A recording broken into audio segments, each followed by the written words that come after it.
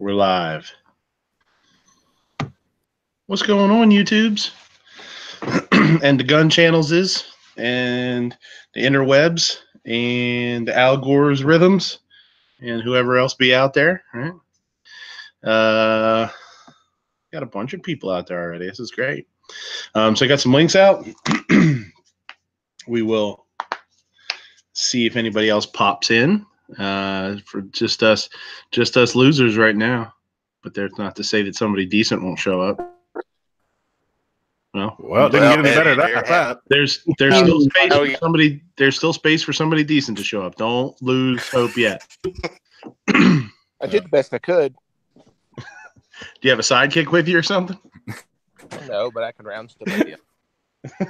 Who do you got in the back seat? I saw a funny Instagram thing today, Sarge, and I didn't tag you in it. I should have, but it was a shot. It was a picture from a phone, like a screen, of from the back seat of a cop car, through the mesh or whatever you want to call it, and showing the cop, and it said something about my Uber driver's really pissed at me or something. It was pretty funny.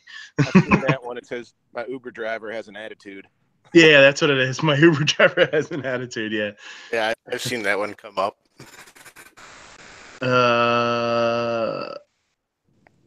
I sent Patriot a link. I will send it again. You didn't send it in cheese, apparently. You didn't send it in cheese, apparently. So. What the fuck does that mean? No damn link cheese. I don't know. He's in Michigan. He's not in Wisconsin. So I don't know what he's looking for cheese. I've heard of link sausage, but never link cheese. We'll shoot him another one here. Just to see. He's still crying about it. Here's your link cheese. I sent you one for sure. I'm sure I did. Unless I erased it or something. Who the hell knows? But it's on its way now. There, homie G. Aight. So once Sir Patriot comes in, I guess we'll start the show. We'll sit here quietly until the boss shows up. Sit here and wait. Mm-hmm. I suppose. So here's what we're going to talk about tonight. What? Okay, I got a couple of cool topics, I think, which will probably turn out to be bullshit. But Cowboy says link cheese. I don't know if link cheese sounds good. Not 100%. Is that like string cheese when you put them together and make links out of them? It's gotta be better than Fromunda. Yeah. I don't know. I don't know. We'll see. Vandalistic says, "What's up, you degenerates?" That's us. He's talking about us. Jealous in here? We're famous. We're famous. Look, he got his cheese in. No, the cheese is here. Not easy. He sends them to 3 different places. He changes it up on me. So I sent it the same place I always do. The first time I sent it as a hangout. I blind carbon copied it, the same one as everybody else. But it ain't easy being cheesy, so we're glad you're here. So why's it got to be blind copy? I see. Because it's that way nobody else sees it. Oh, I got you. Mm-hmm. See? I'm not racist or blindist or whatever the fuck you would call that. You're sightist, though. You guys are always talking shit about us, people that can see shit and making fun of us and stuff. It's horrible. Yeah. It's horrible. Somebody's got to do it. Just think he can go into Walmart and he doesn't see any of the crap we have to look at. That's true. Lucky bastard. Yeah, that's true. I sometimes have to run into it. You can avoid it. I was pushing a cart, which is kind of funny, but I had a guy run into me, and the lady that was with the gentleman says, "Hey, he's blind." And it's like, yeah, so am I. She was yelling at me like I did something wrong because I crashed into him. Should have whacked her in the top of her head with your cane. Take that. Get out of here, bitch. All right, so here's what we're going to talk about tonight. Comcast sucks. Number 2, we're going to talk about the Trumpster a little bit and his machine gun statement, because I think that's kind of an interesting statement that he made. And something that I brought up in the chat on G's Minuteman, I think it was Minuteman University the other day, when Tony was in there and some of the other guys. Great show. I think it was Saturday afternoon. Awesome show. Go check it out. One of the things I brought up that they didn't talk about that I think would be interesting is whether a business should leave the state if it's anti-gun or stay and fight. Just get some comments on that and talk about that a little bit. And then, do you have a gun you wouldn't sell? This came up on somebody's chat the other day. Daily Gun Show, maybe? I don't remember. Do you have a gun you wouldn't sell? And if you don't, or if you have a gun that's not priceless, but something that would take you a truckload of money to ditch, what would it be, right? So let's go through the room here first. Gizwa, what's going on, buddy guy? Hey, not a whole lot. Thanks for the invite. Just enjoying a Sunday, goofing off, and ready to go to work tomorrow. You got to go to. Well, you have a job? I didn't even think you had a job anymore. I thought they were just paying you to stay home. Nah, I tell you, this YouTube, it doesn't quite make enough money to pay the bills. No. I mean, between YouTube and Social Security, he'd be fine. And I can't get paid money to cook food like some people. So. They're right. Yeah, it's easy. Just pouring milk on cereal and shit. That's it. I thought you had like 50 weeks of. Don't you have like 50 weeks of vacation a year? You only have to. 50? No. 5 or 6. 48. 5 or 6. I'd strangle you straight through the internet. That's why I don't take it all. Oh, reach through this camera and choke the shit out of you. No. All right. Obnoxious. What you doing? Just sitting there being obnoxious? I'm out here in the field. I'm a field reporter for you today, and I just wanted to say thanks for having me in, and we'll check out what's going on later. There you go. Our roving reporter on the spot out there. See, what people don't know is that's actually Obnoxious's dream house. He's been living there. He finally made it. He hit the lottery. Didn't want to tell anybody, and you can't see it. You can't see it, but there's 100 acres, and this is right in the middle, so it's perfect. It actually looks like there's some moss growing on top, which is, that you can't buy that shit, man. Some people have to pay to have a lawn care company sod their outhouse. This guy's just got it made. This is all natural, baby.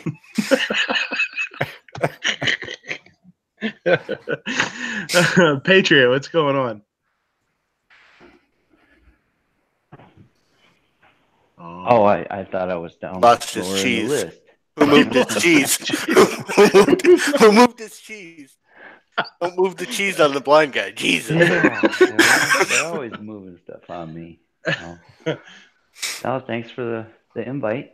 Appreciate it. First one of the year, isn't it? It is. I know. It's all downhill from here. It's going to be right in Obnoxious's dream house there by no time. in no time.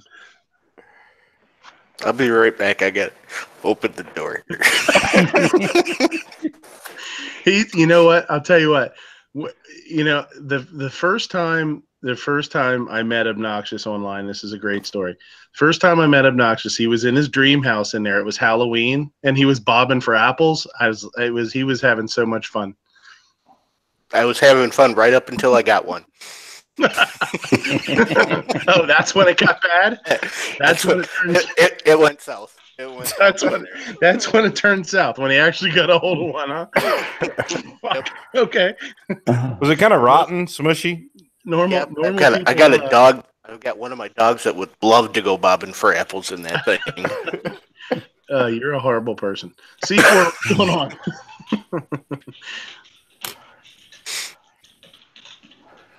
Are you C4? Are you working? Are you Ubering?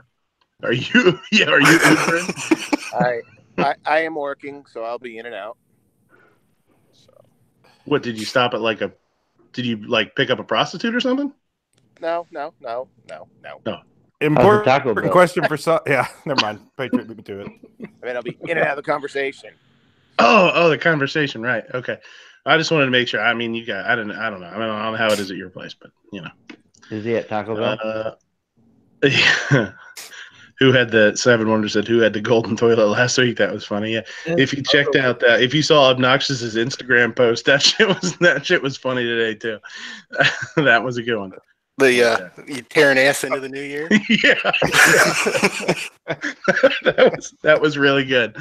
It's like Sarge invited or wanted me to cross promote on Thursday on his show, and I told him I had to scramble for it. I've got like 6 months planned out for you, but I had to go search and find something for Sarge. I'm like, I got 6 months planned out for the closer, but you threw me a loop. I had to go find one.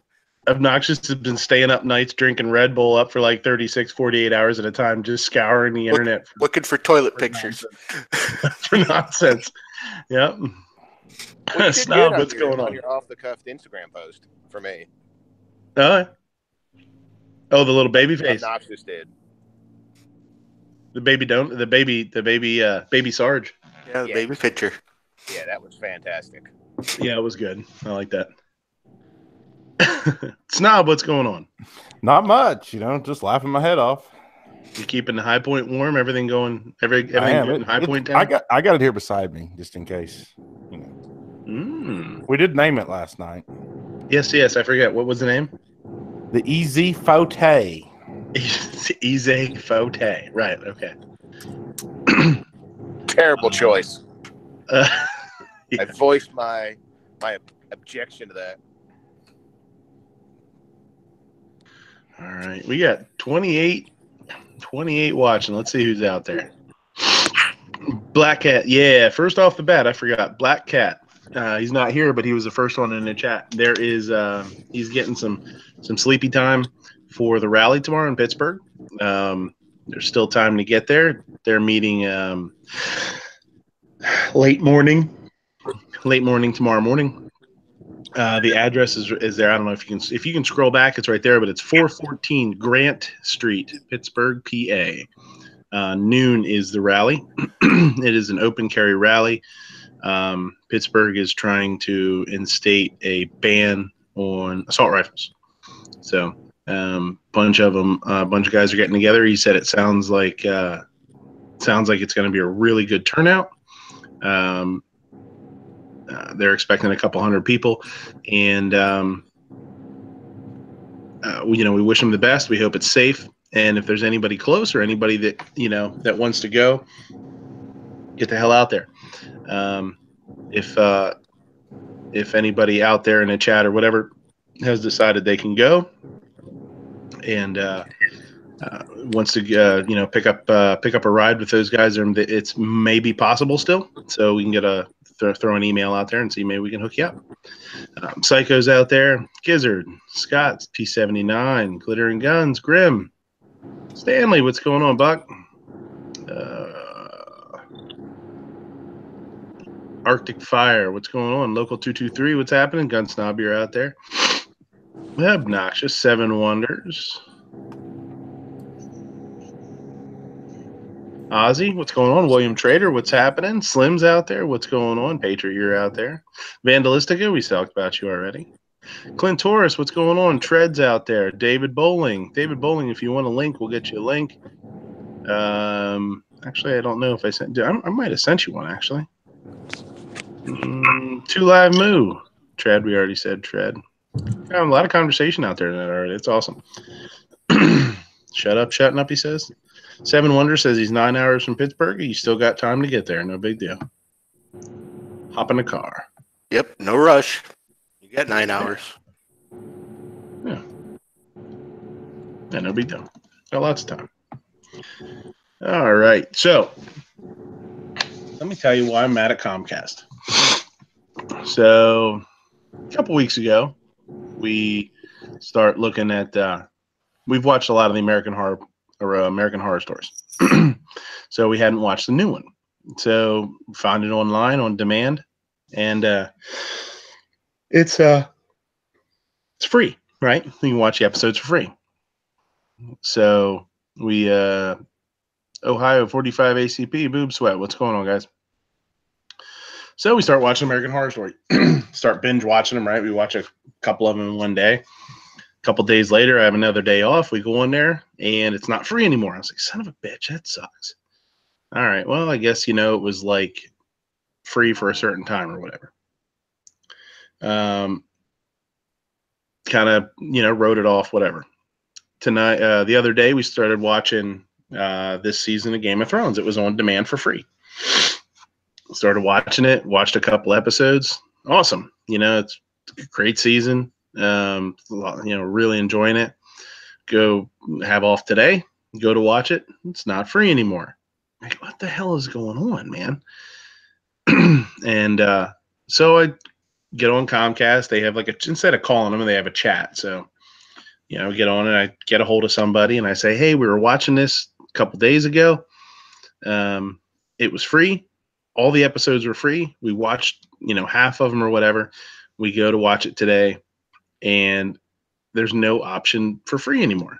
And the guy's like, oh, okay. And they reset my box or something. I don't remember what that, they reset it. They sent a reset signal through. I unplugged it. It did whatever. He said, that'll fix it. They said it'll take a half an hour. I'm like, okay. Half an hour later, open it back up. Still not free. I was like, son of a bitch, man. Got back on the text or chat, got a hold of a second person. I said, okay, this is the second time, I can't watch this. I don't know why. I could watch it a couple days ago. Now I can't watch it. He said, oh shit. Okay. Well, we're going to reset this and we're going to set this back to whatever. And it'll, we're going to send a signal and it's going to reset your bot, reset everything. It's going to take about an hour. After the hour, unplug it and plug it back in. You should be good to roll. This will definitely do it. Okay, cool. Hour goes by, we do it. Everything resets. On demand comes back. Pull it back up. Still not free. I was like, okay, this is bullshit, right? Get a hold of him a third time and told the lady what's going on. And she said, she goes, oh, well, that's not an issue with Comcast. That's an issue with the I think she said broadcaster. She said, they can set the broadcast. We just deliver the service. They're the one that sets the programming. And they can set it however they want. I'm like, well, that's bullshit. I was like, that's kind of like bait and switch. So like what you give people a free day and then, they watch one episode or something. They try and come back a day later and watch another one. And it costs you like $3 an episode or something. And, kind of went back and forth with her a little bit. They gave me like $5 off a month or something. I mean, they did try and like make me kind of happy, which was fine. I mean, it is what it is, but it kind of sucks that they know that's a thing. So, I talked to her a little bit and I, typed in some stuff and she passed it on to whoever. And she's like, yeah, I agree. That's not, I don't think that's right. She's like, it does kind of seem sketchy or whatever. So we ended up buying 2 of the episodes. It cost me $6, $8, whatever. They gave me $5 off for a couple of months or whatever. So I know it's going to be in the wash. It's going to be fine. So I'm not like super pissed. I'm not going to go try and burn the place down or anything, but, it was a really weird thing. Now, so, if you have something, I mean, I remember back in the day, you'd get HBO for a month free or Stars or whatever, Cinemax or whatever it was for a month. Started the 1st of the month, ended the 30th of the month. So if you got, if you got it the 28th of the month, you're like, oh shit, I got 2 days. Let's watch a couple movies, whatever. Now they're doing it basically like, if you watch it, you get it for like a day maybe. And then that's it. So you could watch it for 24 hours, I guess. And then, they cut you off. So it's kind of, to me, it was like, it's a little insulting. It's a little bit bullshit. It's like, hey, and there's nothing about it up front either, which is really weird.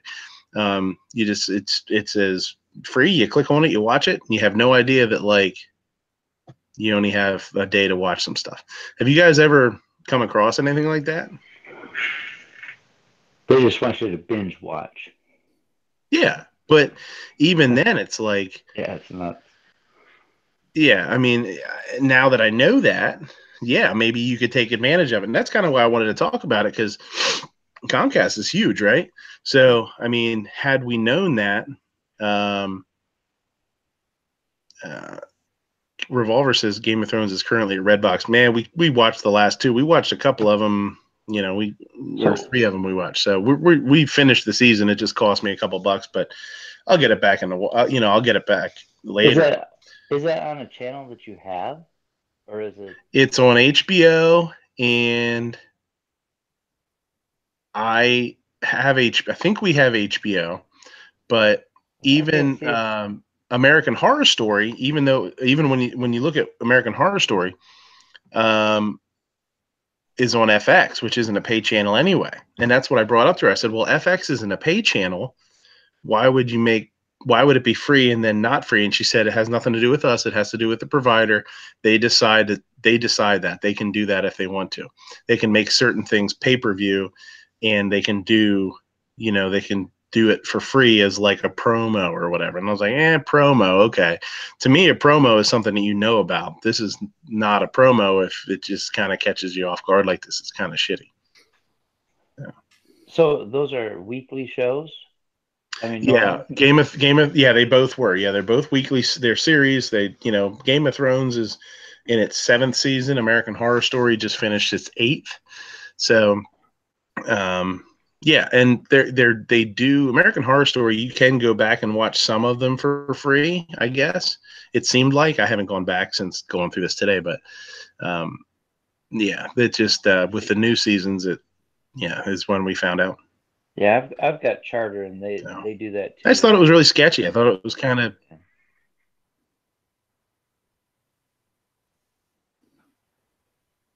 Say again? Oh, I just said Charter does that too with the on-demand, where it'll be, there might be 4 seasons, but there's only like 4 or 5 episodes per season, and they're random that you can actually look at. That's crazy. Mm-hmm. Yeah. It used to be you could just go straight through anything that was already played. But right. Yeah. And that's where it kind of caught us off guard a little bit, especially with American Horror Story, because it's not a premium channel. It's not an HBO or anything like that. So, yeah. Seven Wonder says they all suck. Well, this is an outrage. You should send your investigative reporter to go investigate. Where's my roving reporter when I need him? Get out there and do a story. I'm sorry. I just got out. The mad crapper strikes again. The apples are bad here. I'm just telling you. Stay away from the apples. You don't want them. You don't want used apples? It's January. They're from October. So yeah, they're not going to be any good. They are not. Yeah. Two Live Moose says White Trastical Tactical has the best 13 o'clock in the waistband holster. Change my mind. I can't change your mind. That is the best. It's the best 13. I carry mine at 13, 14, like just a little bit past 13 o'clock, but it's, for sure. It's awesome. Well, that's almost appendix. Almost. I was thinking. Well, 13 o'clock is 1 o'clock. So. Well, it's 13, 14 is underbelly. It's underbelly carrying. And you got to be careful. Got to be careful if you're porky pigging. That's right. That's right. If you're porky pigging, don't carry at 13 o'clock. with tips from Uncle Ob. If you're porky pigging, you better have the whatchamacallit holster, so you have the footsteps of a Navy SEAL. That's all that matters. All right. But are you still porky pigging if you're wearing a holster? Yes. Yes, for sure. Especially if it's a White Trastical holster. You want to see? No. The holster, that's it. Yeah. Especially if it's a White Trastical holster, because that's just taped on there. You just tape it. You could tape it anything you want. Yeah. No. Saran wrap. Yeah. I'm gonna need more tape. Revolver says, do you have a favorite scene from Game of Thrones? I don't know, man. It's been so many seasons. It's tough because I do have a favorite scene, and it unfortunately involves Jon Snow, but it also involves a very nice looking redhead, and that is my favorite scene from Game of Thrones. Was anybody asking when he was Porky Piggin? Well, no. Well, I guess he was kind of Porky Piggin, but he was, it was a little, something going on, and then she died like 2 episodes later. So, well, that's what you get. Oh, the Scottish girl that talked like sounded like she had marbles in her mouth. Yeah, I don't care. Jesus. I don't care how she sounded. Didn't matter to me one bit how she sounded.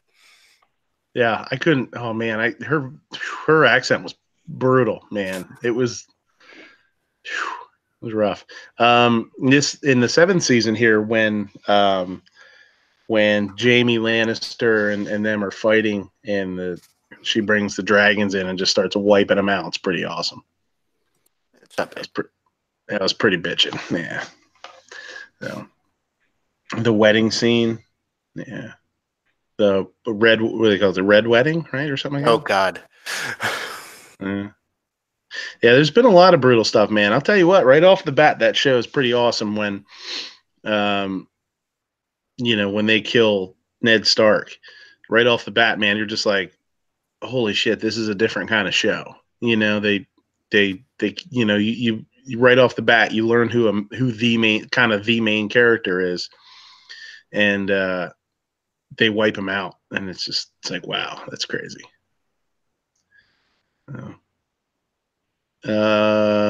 Seven Wonders says, I watch on the front porch. Porky Piggin is pretty much out of the question. Depends if you live in town or not.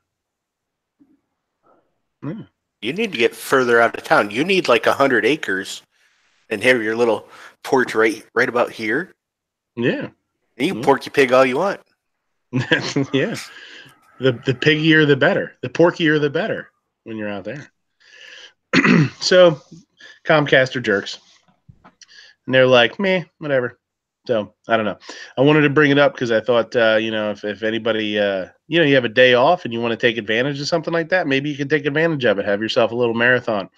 Binge watch something and have some fun. But don't wait too long because they'll screw you. Clint says I cheered when Littlefinger got killed. Hell yeah, that guy was a scumbag, man. He was a dirtbag the whole time. So the Trumpster. I think this is a good topic to kind of talk about from both sides, a little devil's advocate maybe. In his wisdom and his incredible speechification, Trump was talking about being at the White House alone on Christmas Eve, Christmas Day, whatever the hell it was. And he was talking about the Secret Service outside with machine guns and how he felt safe. And he said it about 100 times. It was really weird. He's like, I feel so safe. But a lot of people are jumping on him about that, and they're saying, oh, you're allowed to, this is bullshit, and you're an asshole, and you're a traitor because you're surrounded by people with firearms to make you feel safe. And I kind of see it that way. On one side, I see, that is very hypocritical for you to not be the Second Amendment advocate that you say you were going to be, right? And, sort of give up on us and the Second Amendment to some extent. And then, cheer on your guys that are surrounding you with guns and making you feel safe. Okay. I can see where people see that and they say, oh, what a jerk. Can we, as gun owners, take that and spin it into a positive and possibly say, okay, you feel safe, you feel secure, you feel like you're okay because of firearms. We want that same feeling. We want that same right. we want the same right that you do. I can totally see how people see it one way, but is it an opportunity to spin that and use what he said as a pro-gun sentiment or as a pro-gun statement and say, yeah, you do feel safe because there's men that are trained and they have weapons and they know what to do with them. We have weapons and we know how to use them also. Please let us defend ourselves and our families so that we can feel safe just like you do. What do you guys think? Giz? I'm going to run straight through you guys. I think it's a good idea. I didn't think of it that way, but yeah, we could make something of that. You know, I think that's a good opportunity. You want to throw some stuff on Instagram and Facebook and Twitter and all that kind of stuff. You know, everybody likes to do that and tag him and stuff. That might be a positive way to put a spin on it and maybe make him think about it a little bit. The way you think, we want to feel that way too. Obnoxious, this is? What you be thinking? I didn't think of that there could be a way to spin that. I suppose you could. I suppose if you could come up with something and spin that into a light. It's just that, you know, he's got his machine guns and they're keeping him safe, but we can't have bump stocks. Mm-hmm. I don't know. Ghost, or not Ghost. It's Clover, but you know, it's tough to get those two separated sometimes. Ghost and Clover. Closed and Glover. Close and Gover. Wasn't Grover Could a Muppet? probably come up with a better way to spin that than I could. I'm not going to go out and scream at the sky, but you know, I'm not going to spin Trump into saying something good either. DT Pfeiffer down in the gun channel chat says, I kind of agree with you except for the please let us part. You're probably right. I think, you know, obviously a better way to say it would be to say we deserve the right to defend ourselves so that we can feel safe just like you. Hey, we're just spitballing here. We're just talking. So, we can come up with something. Now, I think it all depends. It depends on what kind of person Trump is, and not the kind of person that we think he is, but the person that he actually is and the way that a person like him thinks. Does a person like that, how is a person like him affected? Is he affected more by you calling him a turncoat and a jerk, or is he more swayed by somebody appealing to his sensibilities and saying, well, maybe they're right. I have this security. Maybe they should too. And I mean, none of us are going to know that. That's something that only he would really know, or somebody very, very close to him would know how to put the spin on it for him to be most effective. Pfeiffer says it gives credibility to the idea that if they have the authority to take those rights away. No. Patriot, what do you think? I don't think so. No? Because I don't go about the Second Amendment as me feeling safe. Mm-hmm. It has nothing to do with that because I'm not scared. You know, it has nothing to do with being scared. You know, it is a right to have. You know, I don't want to put it that I feel scared out here because that plays into all sorts of other things. So when you say, you know, well, I want to feel safe too. Well, I do feel safe, but you know, it's still a right. So I don't like stepping over and saying, oh, well, you know, because I don't have a gun, I don't feel safe. Oh, you know, what's the odds of me not being safe, whatever, you know, compared to what, you know, something else. But I don't like,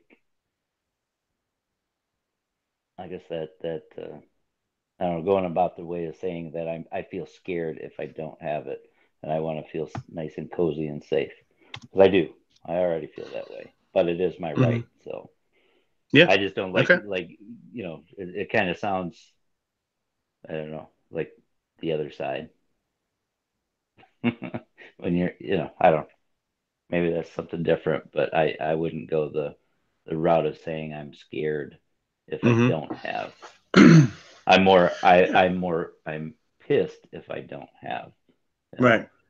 I don't want to sound like I'm feeble. No, And I get you. So that's I just get you. another idea of it, I guess. Mhm. Might as well always Yeah, think and about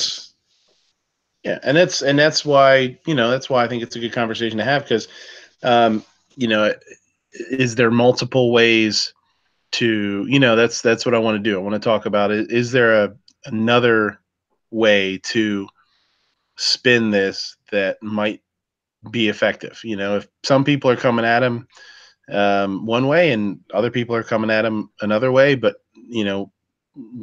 one gets through, then we win. So, or it helps. C4, what's going on? What you think? So what did he say exactly? He was just talking about how he was all alone there, but he felt safe and it's the safest place or whatever. And I don't know if he said it's the safest place in the world, but I can't remember exactly what he said. But he was just saying how safe he felt because of the Secret Service, and he's surrounded by machine guns, basically. Big guns, and these are the greatest machine guns ever. And yeah, it was really weird. He kind of went beautiful. on about it. Yeah, he kind of went on and on about it. It's like he was trying to make a point and didn't. Almost felt like he wasn't making it or something. He kept going, but everybody obviously is saying like, you can have him, but we can't, and all this kind of stuff. So, I was just trying to think, is it worth it to try and spin it a different way? Well, I mean, to constantly attack is not going to help us a bit. To maybe, because no one wants to be attacked, but to point things out, like you were saying, that every American deserves the same freedoms or the same protections or the same feeling of safety. To put it in that perspective would, I think, do more good, personally. Mm-hmm. Yeah, and there's definitely some of the points. It's like some of the things that Patriot said and some of the things that DT said down there are 100% true. I don't think it's human nature to not want to show weakness too, which is I got a question good. about that. Yeah, I didn't hear it. Actually, I didn't hear him say any of that stuff. Mm-hmm. Did it seem like he was throwing, the machine gun thing and all this stuff, that they were good out because of all the flack he's getting because of the other stuff with the bump stock? That's what I mean. I don't know. Is it just in his demented little kind of way, like, oh, hey, see that? They're great. I feel like when I first heard him say it, it was a weird, couple of sentences he said. Just it was kind of choppy, and it wasn't like eloquent by any means. It wasn't like a written. You could tell he didn't write anything down. He just was like, oh, yeah, machine guns. And it kind of made me wonder if he was saying it because he's catching so much flack. He is catching flack, and he thought like, I'm gonna say how much I like guns, and I'm gonna say that they make me feel safe, and everybody's gonna like that. That'll be good, I don't know if was his goal, but it could have been for sure. Now, just hearing him say something like that, especially within this week, it's kind of, I don't know, it just kind of seemed A little fishy. Yeah. Yep. Snobber. I got two thoughts on this. First thought. Holy shit. Trump. Yeah, I know. Trump is probably playing like 7D chess with this. And he's Right. saying this because he's fixing to have the ATF sign something that says real machine guns aren't actually machine guns, just bump stocks are. So everybody's okay with it then. Right. That's my first thought. But my real thought on this is I used to work for a guy years ago that was, I swear, just like Trump. He was full of himself, didn't know when to shut his mouth, but he was real good at selling stuff.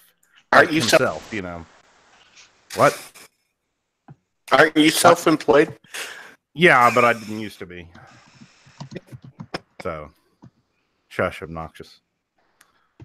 Anyways, But the only way you get somebody like Trump to turn around on something, in my opinion, to turn around on something in their view of stuff is make them feel like they're correct. So you have to make him think it's his idea that guns are good, you know, with all this. And that, yeah, you're so right. You're right, you know. And then he's like, yeah, I'm full of myself, you know, I've got it. That's kind of my opinion on it. That's the only way to spin it, I think, to win anything is, you know, make him feel like that's what he meant to say, even if it wasn't. Yeah, it is kind of funny you meet people like that. And and you have it happen in business a lot. You know, I mean, when you deal with the business owner closely, I've had that happen in a restaurant a bunch of times where I'll say something. They're like, "Oh, we should do this or we should do that," and then like 2 weeks later, you know, the owner will wing by and goes, "Yeah, I was thinking about doing this." I was like, "Yeah, you were thinking about it because I told you should do it." Oh, yeah. Really? As long as it's their idea, they love it. Yeah, and I think that's what Trump is. Yeah, I'm sure. I mean, and I do think there's a lot of people out there, and that's not necessarily a horrible quality, but it is frustrating for employees. But no, that's, you know, I don't know.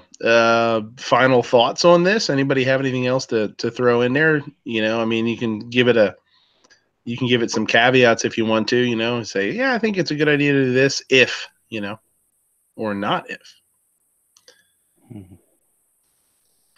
If not, we can move on. I think what Snob said was true, that, you know, you kind of make him think it's his idea and to not attack. And it's like, hey, yeah, you're right. That's exactly right. That's the way we all need to feel.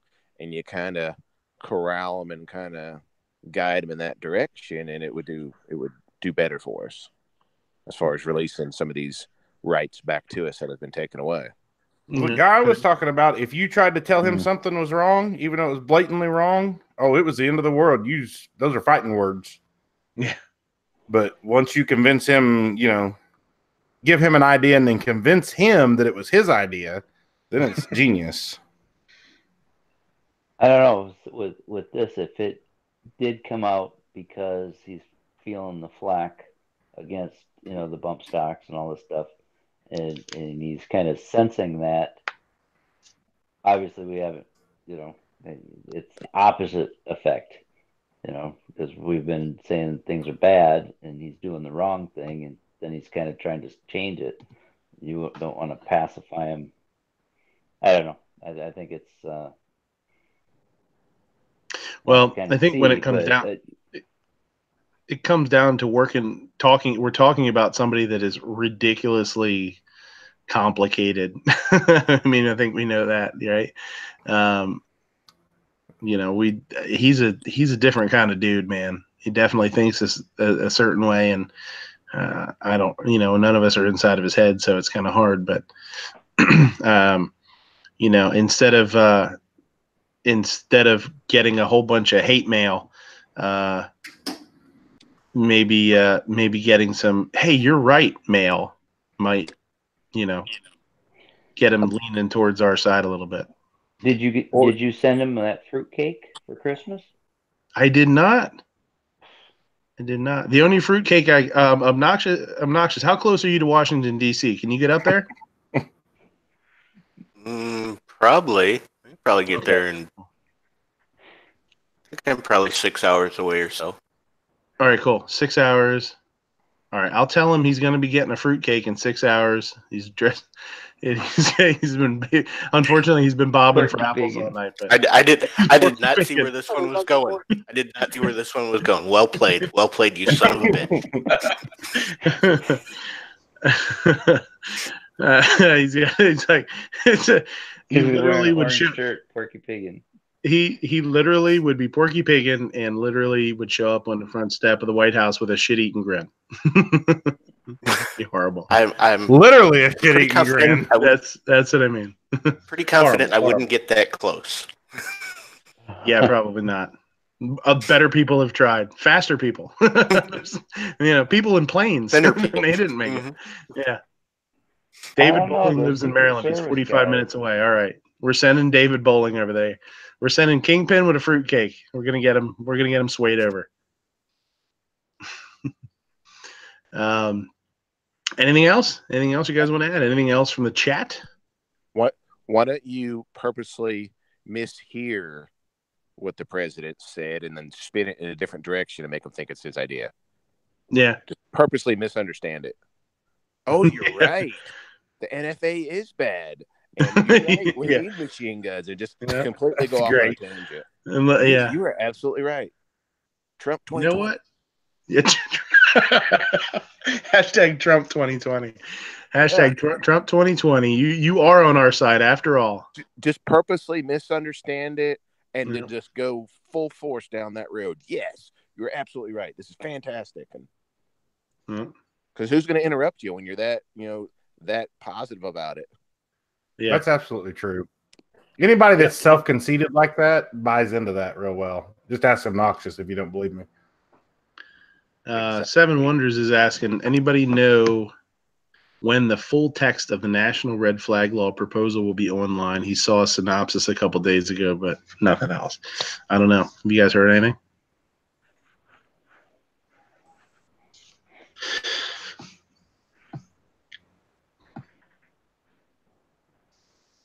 I have not.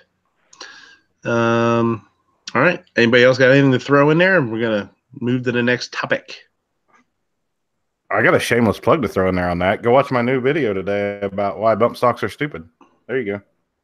All right. I didn't watch it. Yeah. I watched You should have. I did watch it, and you brought up some pretty good points. Except for that music, though. Man, that was a little touching. It's getting kind of emotional. Well, at least you didn't get to see the camera work. That was. Are you trying out something new, Snub? Yeah, that was my. Stop that was my gimbal. Stop it. Just stop. Wait, in an office chair spinning around with your gimbal? No, I was just moving back and forth, and it was following me. I noticed I shouldn't have probably had it on follow me mode. Revolver says, being a bump stock was involved in the country's largest mass shooting. Can you imagine if a sitting president would fight for them and the hell he would get from most of the country? You mean a mass murder?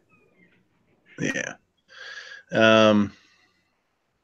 Yeah, and I guess that's the position he's in. But, you should stick to your guns, right? Stick to your words. I mean, be a man of your word, I think, when it comes down to it. My whole thing with Trump is, even right after he became president, what's her face, Melania, came out and made a statement about how he felt like it was a harder job than he ever thought it was going to be. So I was not convinced he would even run for a second term. I think if he ran for a second term, it would just be out of arrogance, maybe pride. I was going to say pride, but I mean more arrogance, maybe. Now,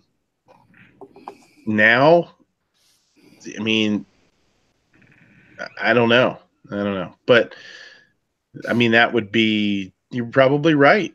Would that be the kiss? I don't know. Would that be the kiss of death for him, or would it rally up enough gun owners that understand the issue well enough that they would get out and vote enough to save him from getting from losing in 2020? I don't know. He had a built-in bad guy. All he had to do is say, well, the ATF has already said they're not machine guns. Let it go. Right. And honestly, it moved so far, and the news cycle moved so fast that by the time they got around to it, when the ATF said, yes, we're going to change these to machine guns, nobody was talking about them anymore except the ATF. And my question is, does he even know how we feel? Because obviously he's not on social media that much, checking out his Twitter feed. And I'm pretty sure he's got advisors telling him this and telling him that. Yeah. He has the same. And those advisors are called NRA. And He- yeah, I'm no, pretty Well- sure he drunk tweets quite a bit. Here's the thing, though, too, with him. To some extent, I believe he is probably a lot like the general public as far as what media he gets. Because obviously things, you can't send it's not like you can send a letter and have him like run out to the mailbox and be like, oh shit, there's a letter from Gizzard Gary. Let's see what the fuck Gizzard wants to say. That ain't happening. It's going through like multiple hands before it gets to him, if it gets to him. And that's kind of the tough part, is that's why so many people have to send stuff. yeah. How many letters did he get? 10? 100? Right. So, 10,000? and it's the people below him that are seeing the letters first. So, when they start looking through these letters and they're like, man, a lot of people are sending this stuff in. I'm going to mention something to them. Be like, you know what? We're getting a lot of letters that say this. We're getting a lot of letters that say that. Because that's how it has to work, right? I mean, there's no way. It's gotta. Right. So, Stanley's saying all he's worried about is the wall right now. And that's the scariest thing ever, I think, is how many times, because people are saying it to him like, you want the wall? All right, here's how you get it. And, then he's got to sit and think about that. Like, what's he going to give up for it? Is he going to give up bump stocks? Obviously. Is he going to give up all assault rifles? Is he going to give up, red flag laws? Is he going to what's he going to give away for it? That's the most worrisome part, I think. You can give away Pelosi for it. Yeah. If we just put Pelosi pacing back and forth on the border with maybe Feinstein and a few others, they'd be scared off just seeing their faces. Mm-hmm. Boner killer squad. Mm-hmm. I don't know. Seven Wonders says, how many folks wonder if Trump is trying to trade bump stocks for the wall? No, because he didn't even bring it into the conversation. I don't know that he's trying to, but I worry about what happens when it's offered to him, if it hasn't already. I mean, I would have felt better if he'd at least got something out of the getting rid of bump stocks, not just gave them away freely. I mean, not that I want it to happen, but just saying. Right. Warsaw, yeah. If you want to jump in, if you got something to say, sure, go ahead. I don't know if you guys have his email. I don't have his email. I do not. Negative. Is he on gun channels? I'm not sure. Too late. David Bowling says, too late. I traded Nanny P for an illegal earlier tonight. Skeletor. I don't think I have your email, Warsaw. I'm not sure how I got you one last time. No, it's not coming up. Warsaw, are you on gun channels? I don't see him there. Unless he's got a different name in there. Could be. He says you should have his email. It's not showing up when I start typing it in. No, he's not. Seven Wonders says he can't vote for Moonshell. Okay. Mooshell. So, I don't know. What do you guys think? Anything? Chime in there.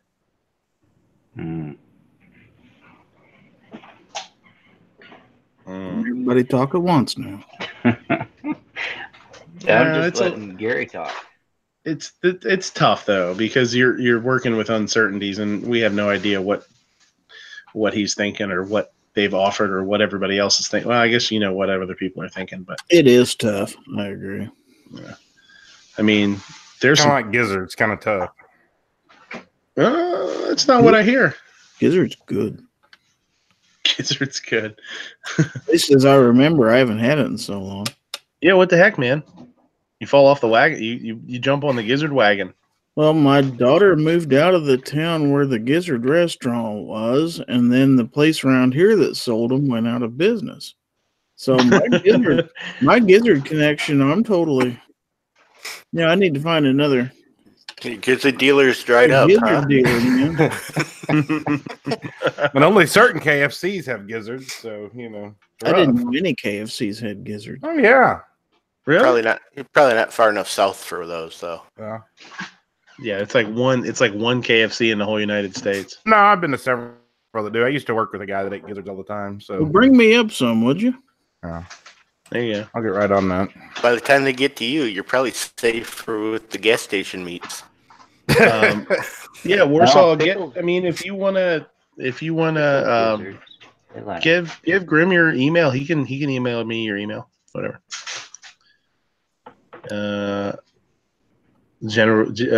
Einstein says, so are these good gizzards? Yeah, sure. Yeah.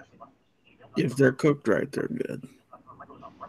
Yeah, there's a lot of stuff like that. I don't discount anything. There's some crazy stuff out there. It's pretty tasty. And there's some nasty stuff I won't eat. Liver, for example, I don't care how you cook Yeah, it. I'm not a liver and onion fan at all. No, Liver's you pretty, can't yeah, stand liver's smell pretty it. tough. Liver's, it's so But some people dry. like it. Yeah.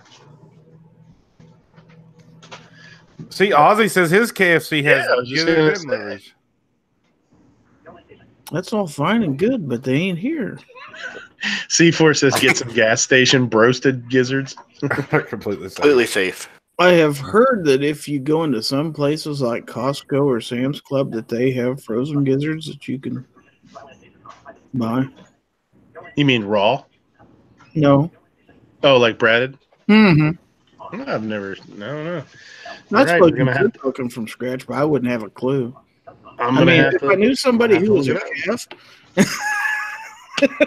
You listen to a damn chef. damn it. You know, for $5 a month on Patreon, you can request an ingredient. You could request gizzards, and I'd have to do something with them. That might be a good $5. $5 well spent. God, how much am I paying now? Gizzards like I'm paying 15 now, and I don't even get that benefit. 7 Wonder says Yankee knows a guy. He knows a guy that knows a guy that knows a guy. All right. So if we are, here's the next question for everybody. And this came up in, I think it was Minuteman University the other day on G's show. They were talking about, Tony was talking about a company, and I can't remember where it was, but they left the state. State wasn't necessarily pro-gun, right? So they loaded up the truck and headed to Beverly Hills. They moved to a different state that's more pro-gun, and it kind of made me wonder a little bit because it happens with people too, right? They take out from Jersey or California or wherever gun laws suck, and yeah, 7 Wonders you haven't, yeah. So as a company, would you respect a company more if they stayed in a state that was not a gun friendly state, and really sort of made their presence known and said, we're going to stay, we're going to do what we do.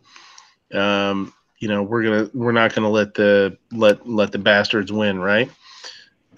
Or do you feel like it's a smart business move, and do you think it's okay for them to pack up their stuff and head to a different state?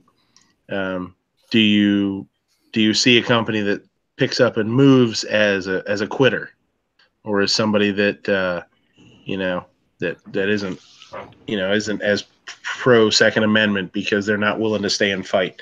Employees have a lot to do with it. They say like, oh, the company up and moves, and now all their employees are out of a job. But if they stay, they could possibly lose the business anyway if it's a tough enough state. Einstein in the Gun Channels chat says, Companies should bail to a business-friendly state and hit the anti-state in the pocketbook. Right. So what do you It's guys kind think? of a Leave punishment. all their employees out of work. Right. Yeah. That's what I'm saying. There's pluses and minuses, I'm sure. And I don't know the way I feel. I'm not sure which one I would rather see a business do. Would I rather see a business fight, or would I rather see a business take their business somewhere else and say, you know what, screw you, you suck. You know, California, we're going to move to, Nevada or whatever, and we're going to take our couple $1 million profit or couple $1 million revenue with us, and Well, we'll give it to somebody else. Well, the fact of the matter is, there are pro-gun companies in California. There's plenty of pro-gun people in California. Mm-hmm. They all bail, and there's no opposition left, and there's no hope left. As long as there's still people to care, as long as there's still people to fight, why just throw in the towel? Yeah, and This is our country, California is part of our country too. Einstein has a good, kind of a good thing too. He says, give employees the option to move with the company. That would be a great sentiment from a company to do that and say, hey, we're going to give you each, a little bit of moving expenses or something like that. But yeah, it but still you have doesn't. family, and It still doesn't take. It still doesn't take the sentiment of you're still bailing on a state. Well, see, that stuff happens all the time when you Mhm. have companies. That's why Tennessee, they have a whole bunch of corporate headquarters because they get better tax breaks. You have a state like Michigan that doesn't do that, or decides they don't want to give those tax breaks. Companies, move. I mean, that's how they to stay in business, whatever. So, I mean, just looking at the Second Amendment, and firearms and stuff. That's one point of it. In moving. I mean, other companies do move. I mean, GM, when they moved down, to the Carolinas. There was a lot of people that moved with them. But I don't know. That's kind of a you kind of want to have the company punish the state, because if you're not being fair, to one type of manufacturing or something that's doing one certain kind of product, how are you going to change it? Mm-hmm. You stay there and pay extra taxes that they're pumping in, and they're making out because you're staying and fighting, or do you hurt them because you take that to somewhere else that you can grow your company. Mm-hmm. But at the same time, you got to realize all the gun companies in California, just using California's example, if they leave, California is probably not going to notice that change in taxes, period. It's probably better for them to stay and fight due to the fact of, there's enough other business. There's such a small percentage of the business there that they're probably not even going to notice they're gone, truthfully. Right. And, one of the things Pfeiffer said, to look at tax breaks, cost of property and labor and all that stuff. Let's take all that out of the equation. Let's say that if they move from one state to another, their taxes are going to be the same. Like, and I know this isn't this isn't, real, but let's pretend for a second that they're going to move from California to Nevada. And, let's say that their employees are all coming with them. None of their employees are losing jobs. Their taxes are going to be the same. Their profit's going to be the same. Everything's going to be the same, except they're in a pro-gun state versus an anti-gun state. Is it better for that company to stay in that anti-gun state and fight the good fight and be the voice and say, pro Second Amendment? Or is it better for them to say, you know what, screw you. You don't want us here. Good luck. We're leaving to a state that wants us. You don't need to stay to fight the fight. That's Very true. true. I mean, you don't need to stay to fight the fight, and every penny you can take out of that, anti-Second Amendment state, maybe they won't notice it, but it's one penny less that anti-gun state gets. Well, that's very true. And I can't blame anybody for leaving a state because, you know, the gun laws are shit because I did it. It wasn't the only reason, but it was up there. You know, between that and the taxes, and let's face it. I mean, you've gone a step further and said, okay, everything is the same. They're paying the same taxes and everything. But let's face it, in most of these states that are anti-gun, the taxes are outrageous too. Mm-hmm. One of the things I was just, you just said, and right after you said it, I started thinking about it, and Pfeiffer said kind of something too. It says send those tax dollars elsewhere. You know, if you as a company, let's say you as a business, you leave California, you're as a business, you're sending taxes into wherever, right, into the government, the state government, and it's getting allocated to wherever the hell it's getting allocated. So let's say your company puts $100,000 into the state economy. You can take that $100,000 and give it to a pro-state economy, and you could also send money not only not to that anti-state economy, but into a pro-Second Amendment organization in that anti-gun state. So you could really maybe help things out that way too. Take away the money that they can use for anti-gun shit and give somebody else money that's doing it for pro-gun shit. Well, right? And on that though, even though California might not miss the tax dollars, a state like Wyoming, move to them where they don't have tons of industry, they're probably going to notice the tax dollars coming in from that business if you move there. Mm-hmm. Just another thought. And I don't have any particular idea which way's right, whether moving or staying. I don't really know. That's what I'm saying. It's a tough question, right? I mean, there's so many ways. There's different ways to look at it. I think if you left and then just said, okay, screw that state, that's probably one thing. If you leave and you still got a dog in the fight, I can back that because I still keep an eye on Illinois shit.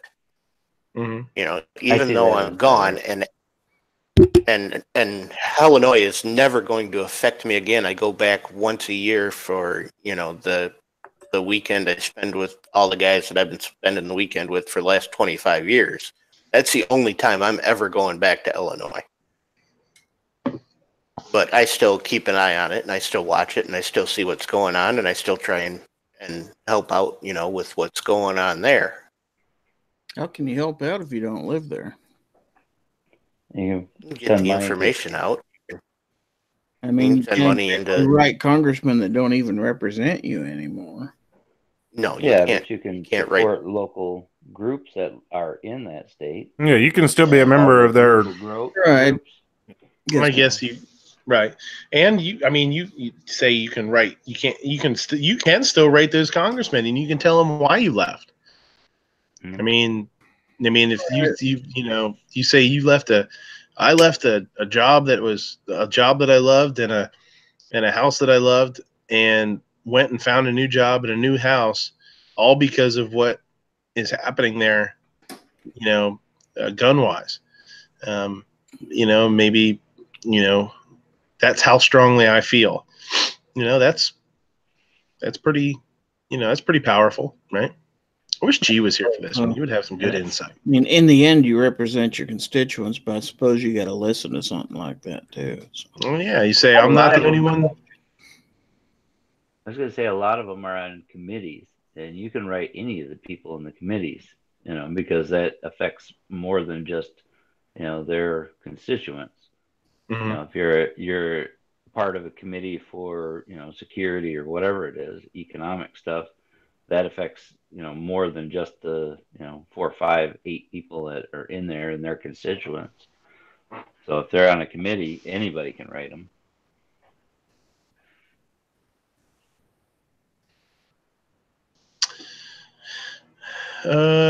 Einstein says we may all end up condensed in Pro 2A states eventually. Yeah. Why not? Did you see Rupan's problem?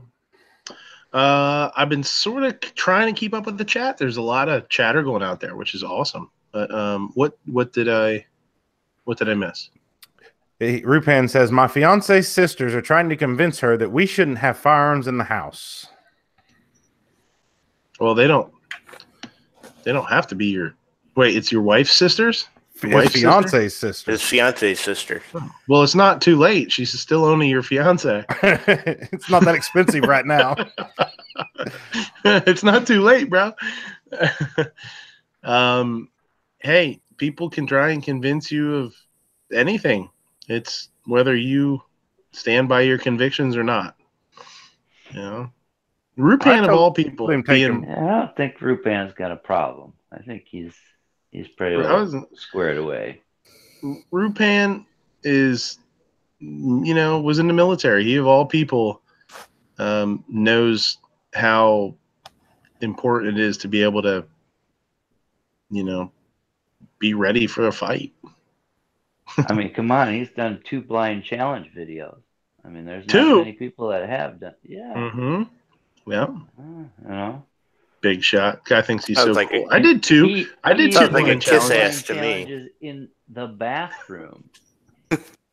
Rupan does all his videos in the bathroom. He's got a browner nose than Obnoxious does. That's because he's scared of his fiance's sisters. He has to hide in the bathroom to do them. I mean, if anybody should be here on the closer, it should be Rupan because he does all his videos from the bathroom. Oh, no, wait. Now, wait. Look what he said. Rupan said, I couldn't believe she went to bat and argued in his favor. There you go. Maybe his woman's not that bad. She didn't have to talk to her sisters ever again. It's cool. I'm sorry. Marry her. This is a test. This is a test, Could be. I told him just invite the sisters to the range and change their mind.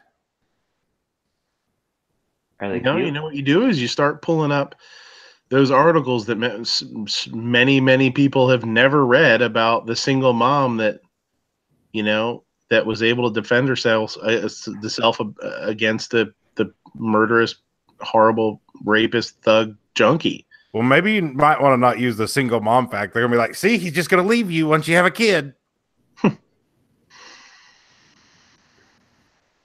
So did he answer? Nope, not after that. Nope. Okay. Where's my link? Christ. This chick wants a link.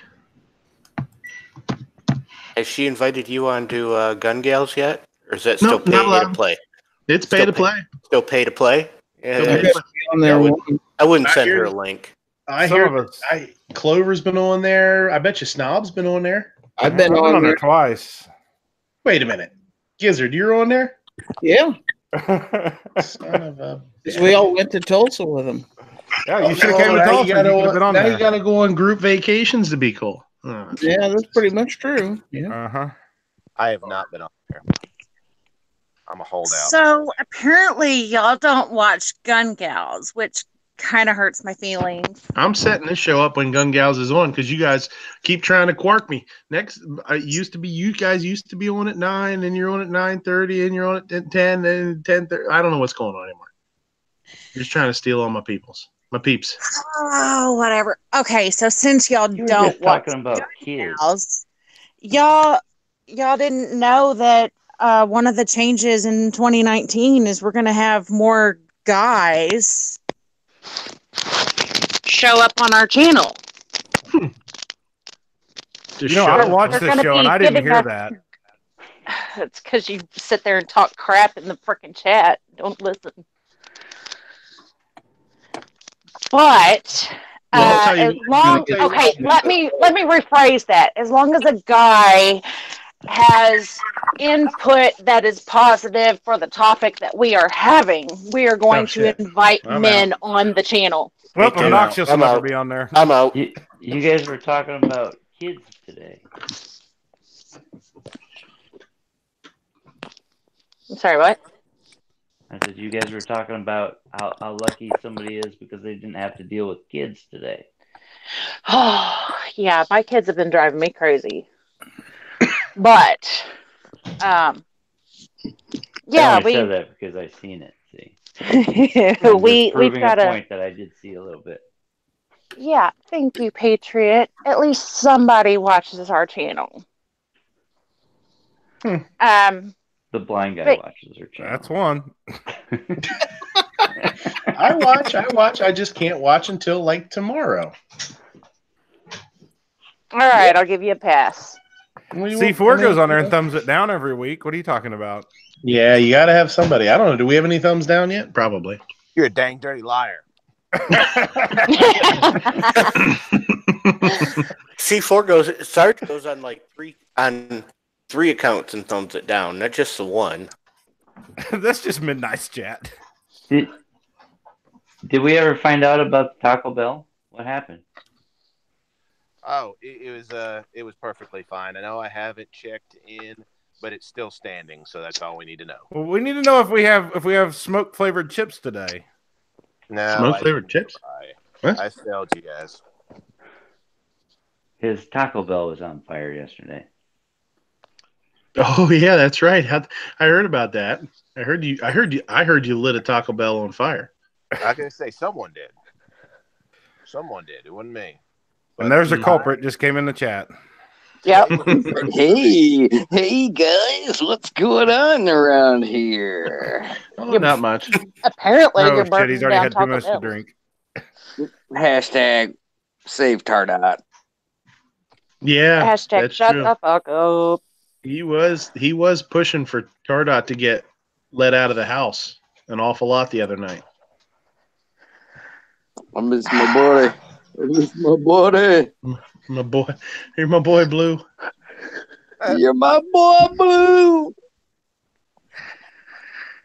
You know, you were on my friend list, roll call, but I don't know anymore. Well, you burned your bridge quick there, roll call. I know. Hey, Rocco, we can be friends. We can both be in the Jesse Hates Us club. I don't hate you. I just want to throat punch you all the time. It's a Why difference. can't we be friends? Why can't we be friends? Gun Snob has that way with a lot of women. I don't understand why. I've never seen somebody hated by more chicks than Trump, maybe. It's because I'm so damn sexy. That's all. Yeah, that's it. That's sexy. Sorry. Sexy for Oh, you. you were serious. You need Oh. to say that I'm sexy in the voice of the chick from Game of Thrones, the Scottish chick that you can understand. Turn that freaking camera back off, please. I turned it on just for you, Orange One. Oh God. You know what I did like about your Oh, jeez. what I did like about your video is that little fade that you did where it like spread you out so it made you look even fatter than you are. He's hardcore tonight. Yeah, he is. All right, so yesterday's pomade says Yum Yum sauce is better than mayo chup. Changed my mind. And what is Yum Yum sauce? Because that sounds like one of those bullshit generic sauces that's just like spicy mayonnaise. That sounds like something that Snob is looking for. Yum Yum sauce. Sarge is in a high-speed pursuit. 10-6 through the net, folks. 10-6 through the net. Oh man, yeah. Let's watch Sarge drive around. This is actually riveting. It's better than live TV. It's little tiny. It's in the corner of the screen. Leave me alone. Hey, were you talking about your wiener?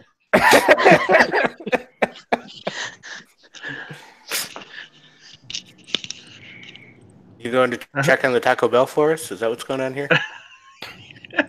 No, I'm like 15 miles. Well, no, I'm 10 miles away from there right now. So we got a little while. Is what you're saying? Yeah. Yeah. If you want to Turn on the lights and go faster. Yeah. Yeah. Turn the lights on for Turn us. on the siren. Come on, do Go it. pull that car over. Look at him. He's left the center.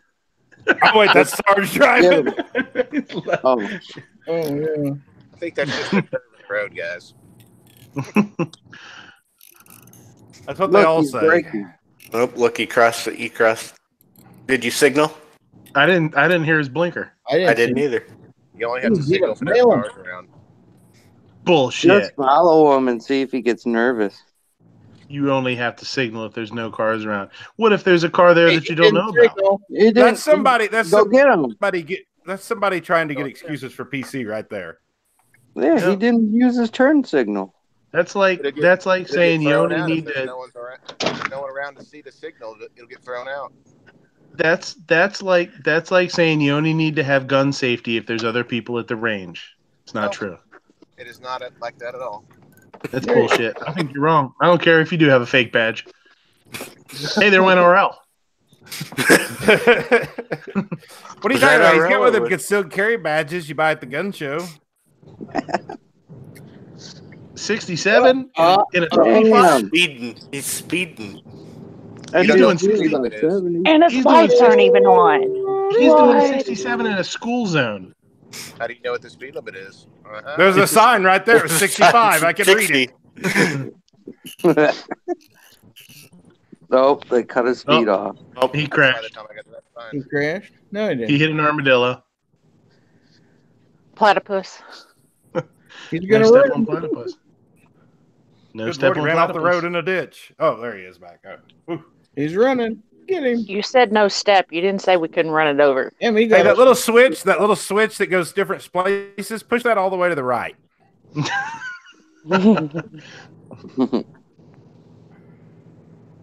See, there's cars. You should have signaled.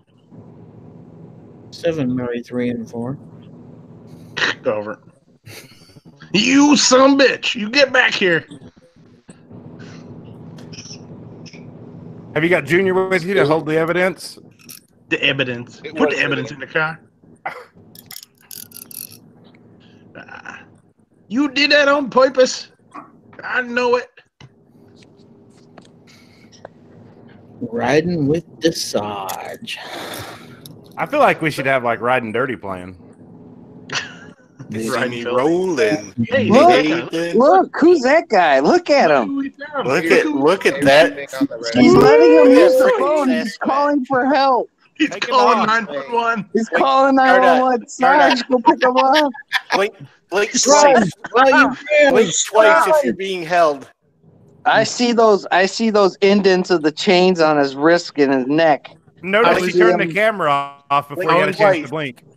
He's been hiding that cell phone in his prison pocket for 6 weeks, just so he could use it to call for help as soon as he got unchained. The bad thing He's was lucky. it was one of them big old Nokias, so the battery's still up. I was gonna say he's lucky he still has. I'll stretch my neck twice if I need help. Hey, look at that ass! Oh, whew. Hey, where you going? Where you going, boy? That's a pretty mouth. Hey, ask Tardot if he wants to go down to Obnoxious's house and bob for apples. I told you guys the other night. I know that guy. He Play said that no. character. No, yeah. Like literally. Sarge is The guy that just driving through the darkness. Deliverance. Oh, the pretty mouse guy? Yeah, he lives here. Sarge knows the pretty mouse guy. And he has, Sarge does. he has pet squirrels. He keeps one on a leash and it runs around his shoulder and everything else. Anytime he's out in public. Pet squirrel. So what happens when the people that you work with see this that you're live streaming while you're driving around? Are you gonna get in trouble? Well, I'm driving around. I'm patrolling. Seems pretty dangerous. He's documenting. He's never been in a police car if he thinks that's dangerous. He's patrolling. When He's you're not typing in driving. crap on your computer. He's not texting. driving. He's patrolling. Sarge is now a sovereign citizen. Warsaw's pissed off about something. What's the matter? Sarge is a Pissed road off pilot. about it. Raymond Do what? Keisner, how you doing? Nice to see you. I don't think I've seen that name before. Clint Torres says Ned Beatty had the hardest part. That was pretty tough. That was pretty tough. That's a tough one. I think he got the hardest part. Yeah, he got the hardest part. He had it, but he got it. That's a tough one because I'll tell you what, man. There's some people that are in movies. They can, they're Clint Eastwood or something. His grandkid can watch his movies and be like, man, my grandpa was a badass. Do you feel lucky? Ned Beatty's kids would be like, man, my grandpa squealed like a pig in his tighty whities. I don't know. Gramps was. I mean, I guess you got to make that money, right? He also was Lex Luthor's helper. He was in a lot of stuff, man. Every once in a but while, no one remembers him from anything but squealing like a pig. Yeah. Well, what else? What are some other? He's been in so much stuff. It's just he's one of those dudes that, dude. He's just you don't realize it. You see him, you're like, oh, there's fucking Ned Beatty in the background, or there's Ned Beatty getting a cup of coffee in a movie or something. Like, oh, there's Ned Beatty getting a dick in the oh, no. Oh, good God, almost.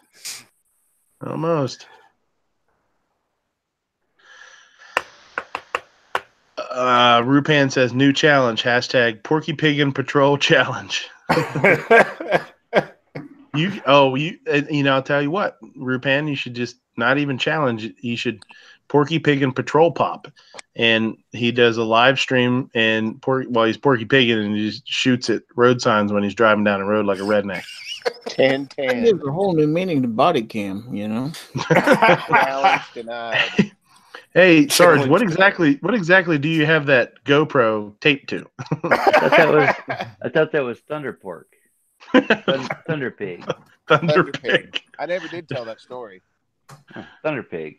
And Thunder I will not Pig. tell it on air. Oh, it's that good, huh? Cool. I will tell the Thunder Pig story later. What are those blue lights? Are those aliens? Is there aliens? Oh, those are your dashboard. Illegal aliens, yeah. Uh-oh. Have we made it to Taco Bell yet? Yeah, anyway. I'm even further away from Taco Bell than I was. What the then hell? you're going the wrong direction. No, What's that over there? Stop there. I'm out in the county. What's all that orange shit? Obnoxious is. It's like Obnoxious's family or something. I don't know. Target. It's his brother or something. It's a Home Depot. I'm out from under the streetlights.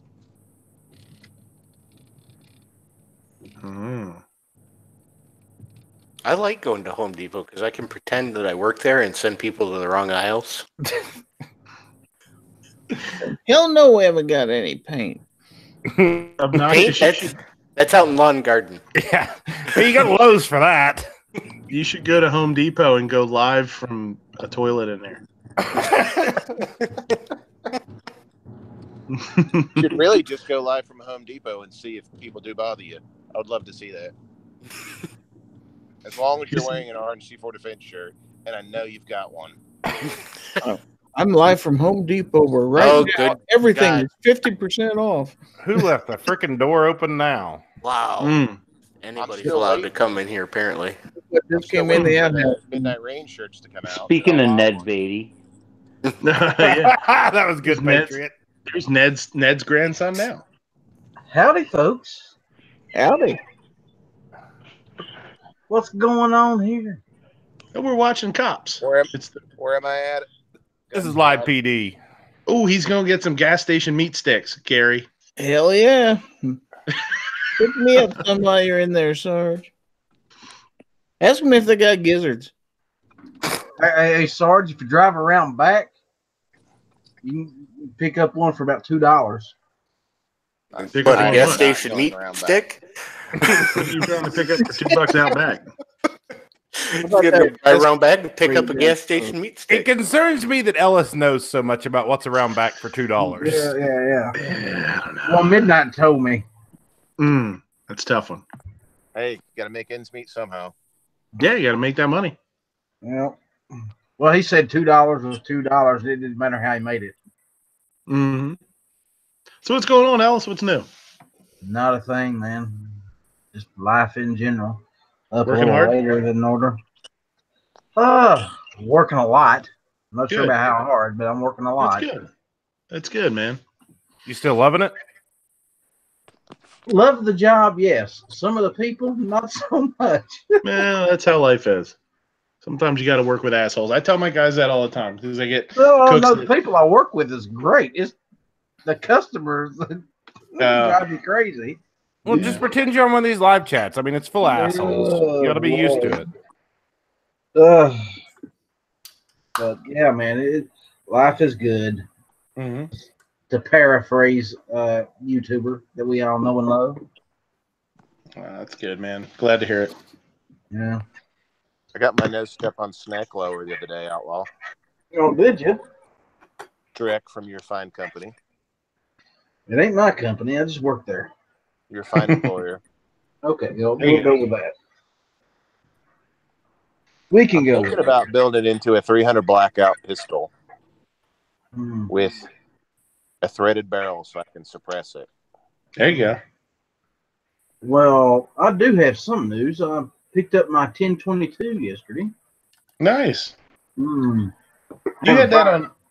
You had that. Which one did you get? The wood, like the old school, like wood stock and stuff, or no? Yeah. Well, this one's actually set up like a old M1 carbine. Like a carbine. I remember you talking about that. Yeah. It's very nice. Cool. And it's solid. So I'll give you a range report as soon as I get one. Mm-hmm. So, Benj, you got that. Did you put the Glock on layaway yet? There will not be a Glock. RL said the same thing, but I seen a picture Gizzard I put on am the not interwebs today. RL. Okay. Ellis will not buy a Glock. Roker's bought a Glock. You'll trade one for one or something. No, I've got a Glock. Had one. The only way I will ever own a Glock is if somebody buys it and gives it to me. I ain't buying one. I ain't trading for one. You will. I'm not missing out on anything not having one. You'll have one for the end of the year. How much would you like to bet on that, Gary? Quarter. Okay, it's a bet. I'll double it. I got another quarter to throw in, Gary. All right. That's 50 cents. That's 50 cents that you boys going to lose. That's You okay. got 50 when they hit 75. Come on, 75 go ones. 75 cents. Come on now. I think a Glock is one of those things that I've been interested in Glock for a long time. I don't own one. I think I'll eventually end up with one. Oh, you're better people. I will not buy a Glock. Right now, they're trying to reinvent the wheel, and they need to figure out what they're doing, because they introduced this 43X, which may or may not have a place. That's fine, but at the same time, they're introducing the 48, which is nothing more than a 19 Slim, but the 48 and the 43X hold the same amount of rounds. They're redundant. It's a shell game. Same caliber, same amount of rounds. I don't understand the benefit to the 48. So. You know what I would like to see Glock do? Bring out a pistol caliber carbine. Mm-hmm. That takes Glock mags? That takes Glock mags. Takes high point mags. AIM Surplus. AIM Surplus has the Gen 4 21s for $379 right now. That's one of the best shooting guns ever. 21 is a 45? Yes. Yeah. Ever. It's the big wide slide. But it's the Gen 4. It's got the big fat grip on it too. So they're police turn-ins, so they probably haven't been used. So let's get some money over there on PayPal for me, and I'll order one right tonight. I don't have a 45. I want a 45. I'd like a 1911 instead, but Glock 21 is extremely accurate. They're good guns. Mm-hmm. They're not the Cadillacs that 1911s are, but they're very good guns. I'm not looking for a Cadillac 1911 anyway. How many rounds do they hold? I was going to buy Chris. You don't want a Cadillac. Cadillacs break down. Yeah, I don't. I'm not super interested in having I'm not interested in having $1,000 1911. I don't have the money for it, and but Maybe You don't have to $500 pay bucks. that kind of money for one. Yeah, maybe $500 At the most. Jorge said he'll start Midnight's Glock Fund by adding a quarter. There you go. 1 quarter at a time. You can get a high point if you find them on sale at the gun show for $120. So, you know, just throwing that out there.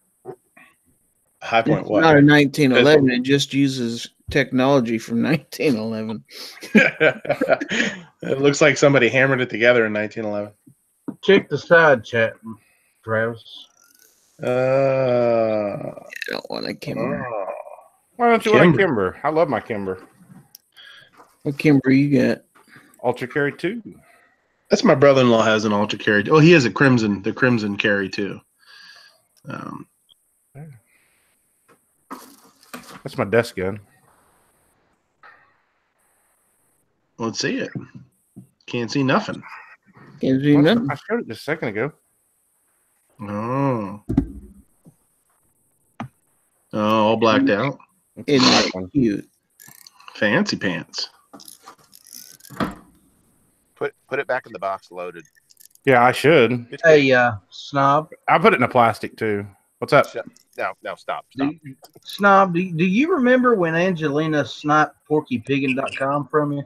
Yeah, I'm still mad at her about that. I was crying about it last night. I just wanted to remind you about that. Yeah, I'm still sore about it. She knows I'm still sore about it. the juice says, "Man, you need to start giving plasma for them gun funds and Tulsa trips." I'm ready for it. Here's another update for you, Travis. Go ahead. This will be the year of the Vector for me. I heard you say that before. Yep, it will happen this year. You had a Vector Probably next month. In my night before Christmas story this year. You had a Vector. Yes, I heard. I went back and listened to it. I will say this: I took one for the team, and I wouldn't have done it for anybody else but you guys. Now you can I actually found last year's night before Christmas too. You can go back and listen to that one. Why me? That's the only question I have. Out of all the guys on gun channels, why me?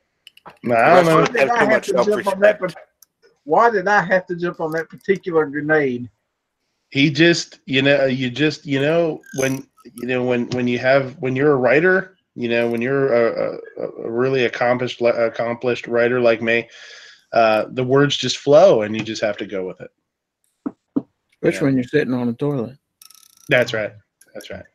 Most of what flows out of him comes out of his mouth. But if anybody, and we got, a lot of you guys have been around for a long time, but there's a playlist on my channel that's from the Matt story time. If you're interested in listening to something funny, if you want to listen to a fun story one of these nights, go on that playlist. It's Curse of Camp Poco Ghibli. Wait, you have a channel? Yeah, I have a channel, and I did a video one time. Oh, wow. Yeah, I'm gonna have to search you up. You might not want to tell Night Strike about that Curse of Poco Ghibli. He's such a butthurt weasel. He still bitches about that. Oh yes, he was the most badass dude ever in that story. He was such a and he cries about it. I don't get him. I think it might have had something to do with the blue dress. He was still badass. Yeah. He handled some shit, man. Yeah, he kicked everybody's ass, didn't he? Sure as hell did. He whooped everybody, man. Yep, and so NEA got it, and so did everybody else. Everybody else. If you're bored and you're at work and you want to listen to something fun, that's a good one to listen to. That's what you need to start doing. Is more the story time things, man. Yeah, I know. I've had a bunch of people tell me that. They ask me, "When are you going to start? When are you going to do another one? When are you going to do another one?" It's tough because it takes quiet time that I don't have. You know, I keep saying I'm going to try and start doing one. I keep saying I'm going to do one and just like start it in my phone and sort of chip away at it. But it's hard, man. It's hard when you can't get, a couple of hours or an hour or two at a time. Because you know what you can do is you on your way to work or back from work, what have you, just dictate it to your phone. Let your phone record it. Yeah, and then go that route. Yeah, I never even really thought about that because you do have voice to text too. Like you can go into like your notebook in my notebook in my phone and voice to text it, and then you can just copy and paste it if you really want to, I guess, Yeah, exactly. Yeah. Jorge says you took one for the team, huh? Yeah, I took a big one for the team. In fact, the team owes me greatly for that. I laughed. I had to take 4 or 5 bleach baths after that one. Pink says Ellis will jump at a Glock Vector. Hey, what if Glock bought Vector or bought Chris? No. It might. Don't say such horrifying things. Gaston's gonna wake up tomorrow morning, be like, he'll stretch and be like, you know what? I think I'm gonna buy Chris. And then sadly, I wouldn't. Gunstringers in the house. Hey, Ashley, what's going down? We had a good crowd tonight. Chat's been really popping too. People having fun. We're up to like 37 or 38 at one point. I was hoping we'd get up over 40. We don't do that very often. Every once in a while, once or twice. Actually, only once or twice. I was up kind of late tonight, so I figured I'd jump in. What are your hours? Are your hours change, or are they pretty much the same? Oh, it depends on the day of the week. Sometimes I go in at 9. Sometimes I go in at 10. Sometimes I go in at 11. But here lately, it's 9 to 7 or just weird hours. Yeah, that's tough. I mean, it's not. At least it's not like one day you got to open up at like 6 and then the next day it's 11 because that's tough. That really sucks. That blows. I mean, that's the kind of stuff that it screws you up, man. Because like you start getting used to going to bed late, and then one day you gotta 1 or 2 days a week you gotta open it real early. It just fucks you all up. That sucks. Yeah. Are you really complaining about a couple hours difference? No, I'm saying like no, not a couple hours. When you when I work Saturdays, it's I got to be there at 8:30 in the morning. So like, oh no, 8:30. Well, I'm there until 8:30. Yeah, but here's the thing: like when I work, normally I don't have to be there till the early afternoon, so I get up a little bit later or whatever, and then Friday nights I'll be in and I'll be there till like 12 or 1 o'clock in the morning, and then have to be back at like 8. Yeah. And then I'll be there from 8 in the morning until 12 or 1 o'clock in the morning. So my Saturdays can turn into like a 17-hour day. I do remember a guy one time jumping on my chat on his way home from work in the middle of the night and then getting back on it on his way back to work in the middle of the night. That happened. Yeah. That happened. I mean, I don't know how many times that's happened with people. That might have only ever happened a couple times, but it did. I left work on a Friday night, stopped in the chat, said hi, went to bed, got up, got back in my truck to go to work. You fuckers were still going, and jumped back in, said hi again. That was your marathon night. Yeah, that was funny. I don't remember who Gizzard or somebody. I was like, these guys are still on. He's like, you should jump back in. Super weird.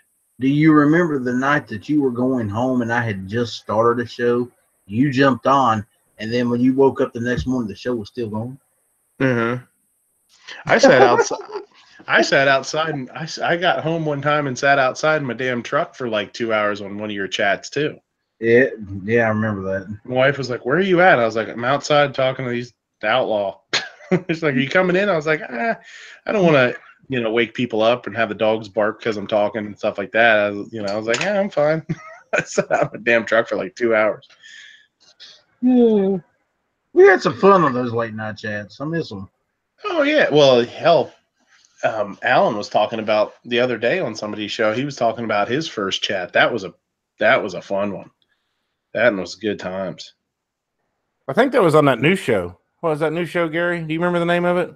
Oh, was that on your show, Giz? It's quite possible. I wouldn't know. I'm not allowed on You that show. expect the unexpected on Foul Territory. Yeah. Friday I heard night about it. at 10. Oh, 9. wow. You've actually got a schedule 9. now. You've actually got a schedule now? Yes, I do. Friday nights at 9, 8 o'clock Central. Man. Where the hell has Ellis been? That's been all over the news the whole last week. Ellis has been working. Check your social media. Yes, I am on the schedule. But poor Midnight, he's upset he can't go because it's too early. He didn't even send me a link. Even if I wanted to get on, I wasn't allowed. I did too. Hell, we were still on at like 3 in the morning that night. No way. Yeah, we were. I think it was like literally 2. Was it not, Gary? You guys closed it up right before I left, because I was actually walking to my truck, and you did send me a link then afterwards. But I actually was getting ready to jump in my truck, and I was gonna use the link just to see if you guys were still in the chat bullshit, and I was just gonna say hi. And you could have jumped in. We were up all night, man. Yeah, really. Yeah, it was like 1:30 or something. I think you guys went to, or 1. I don't know. I don't know. It was that late. It was pretty late. Later than I thought. An hour and 45 minutes on air. Mm-hmm. But a lot longer. It's a lot longer off air than it was. Yeah. Maybe that wasn't your show. Maybe it was Sarge's show. I was going to jump in then when it was late. I don't remember. Did you just say you was going to jump in, Sarge? Pervert. Yeah, I'll take what I can get. Hey, I seen Gizzard was on top of Sarge the other day. So, Whoa. But I'm on the plate on the closer, though. Wow. So now we got a pretty big group in here. Let's talk about this last subject. Okay, what's the last subject? Do you guys have a gun you would not sell, like outright? You just say, there's no way I would sell this. I don't care what kind of money. Or is there a gun that you have they'd be like, yeah, I would probably sell it, but it would have to be like a truckload of money? Or you just like, fucking, I got it. If you want it here, come and get it. Kiz? Yep, one. And it was my dad's shotgun that I got after he passed away. Never getting rid of it. Other than that, it's all just a matter of money because they can be replaced. Right. That can never be replaced. Mm-hmm. Gunpowder? What's the question now? The 30-30 that my dad got me. Ah. Shut up. Was it new when you got it? Or was it new did he buy it new, or was it family? Family have it before that? It was my uncle's, and my uncle passed away last year or the year before. So I got it while he was still alive. And now it's just one of those, I would never get rid of it. Mm-hmm. Mr. Obnoxious? I don't know. What about you, Target? Yeah, what about Tardat? Is he allowed to speak? See, you know what? That was she said that, but he's actually like laying unconscious in the bathtub right now. She's like, "What about you, Tardat?" And he just gurgles. Make sure you don't make a sound or you don't get your liver back. Don't make her mad. Or we'll be in that same bathtub. Hold on, she got to stick her hand up my ass so I can start talking.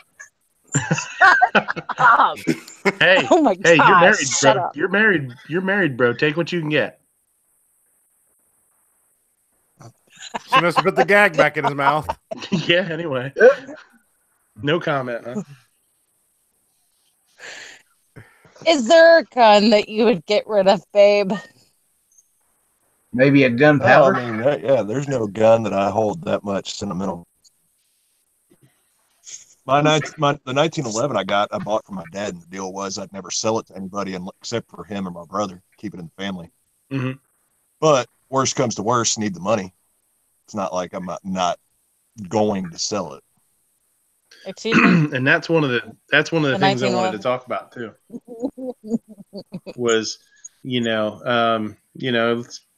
you're living paycheck to paycheck, things are tough, or people get sick, you get bills that come up, or it's something, an emergency, or say you have something that's worth a good amount of money, or something that's very rare that somebody comes up to you and that somebody gives you enough for you can make 3 years worth of salary off of selling this damn thing.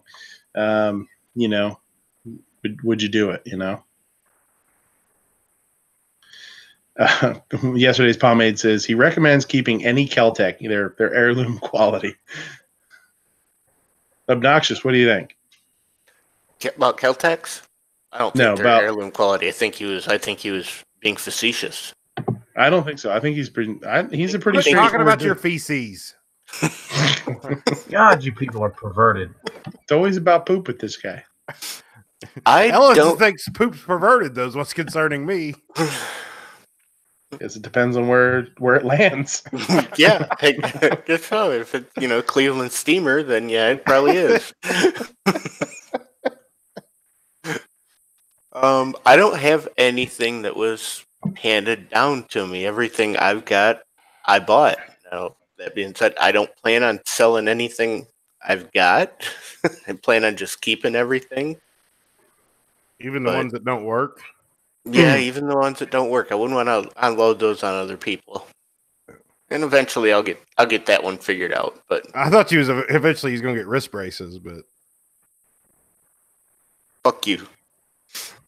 Love you too. But yeah, nothing. I haven't had anything handed down. Everything I've got, I've bought. And so I guess if it ever came down to it, everything could go. But I plan on keeping what I got. Mm-hmm.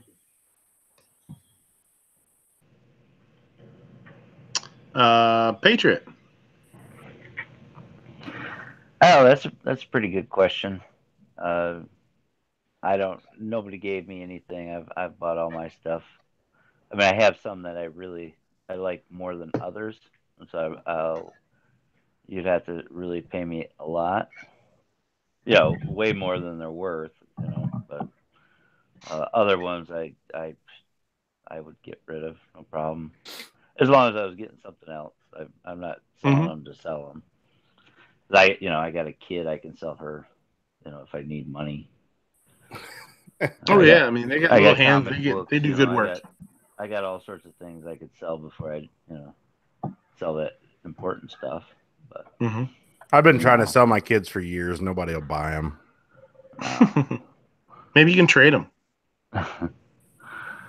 Your wife's been trying to sell you for the past few months, and nobody will buy you. Hell, she'd give them away. I think she's willing to pay if anybody's willing to accept. How much? Roll call. What do you think? I really don't. Well, maybe my P64 because I don't know the history of that gun, so it might have went through some shit. You know what I'm saying? That would probably be the only one that I'd probably keep because they don't come around in my area too often.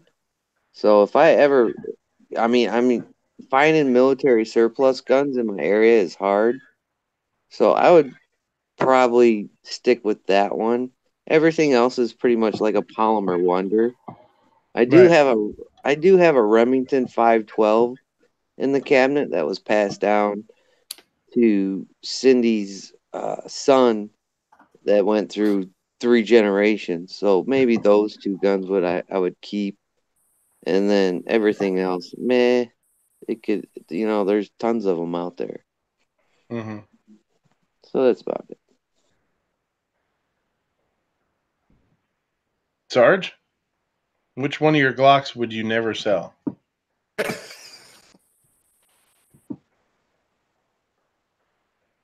He's beating a perp right now. That's not what I thought he was going to say. I didn't think so either.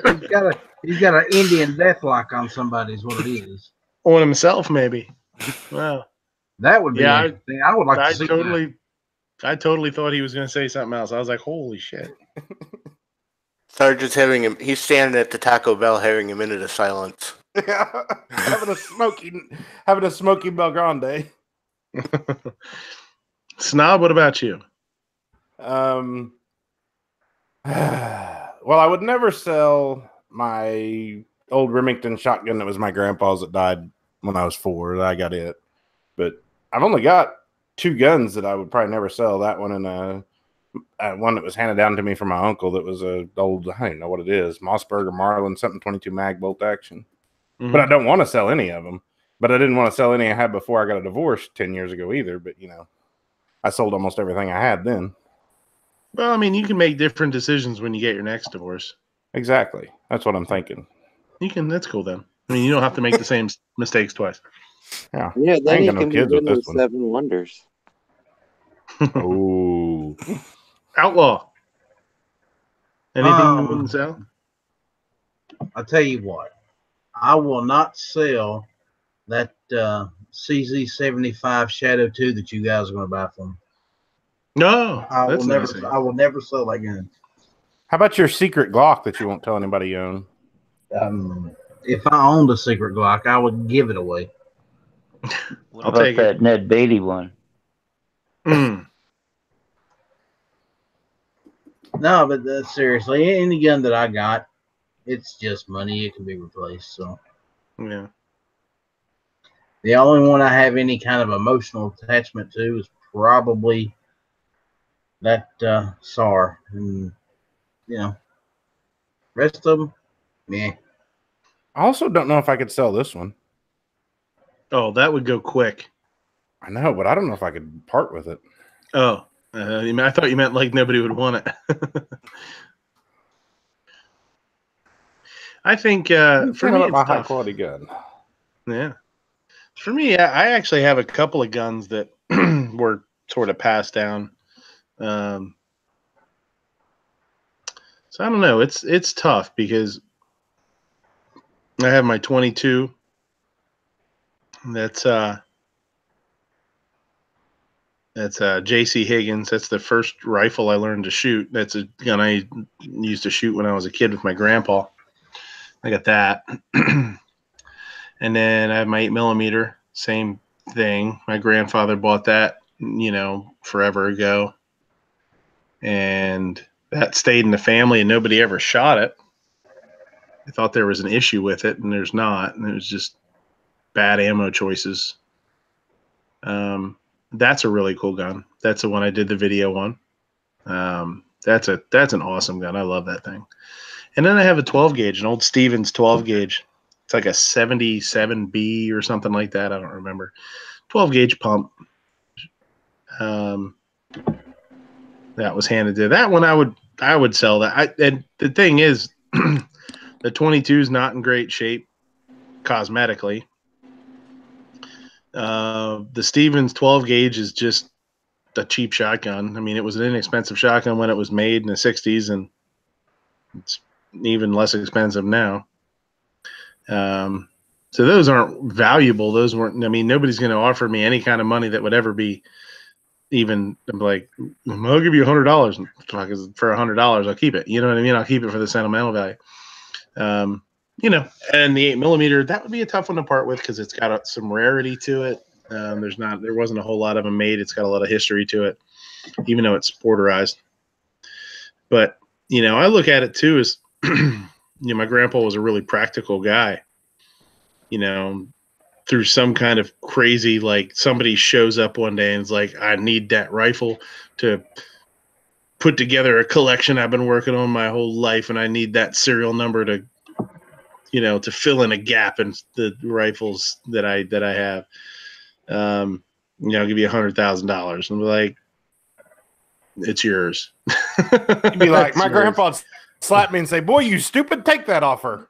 And that's what I said. Yeah, in somebody's chat, I brought that question up and said the same thing. Like, I think my grandpa's ghost would come and beat me over the head with a baseball bat or something. You know what I mean? Like, oh, that'll get you out of debt and, you know, get your house paid off or whatever. And, you know, you'll be able to, you know, start looking towards the future and making some money and putting it in the bank. You know what I mean? Like, what the hell's wrong with you? Why wouldn't you do it?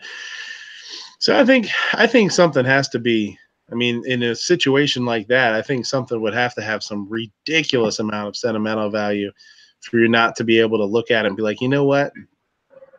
Because a lot of people, and, you know, a lot of people talk about their gun collection being sort of a legacy or sort of like a retirement policy, right?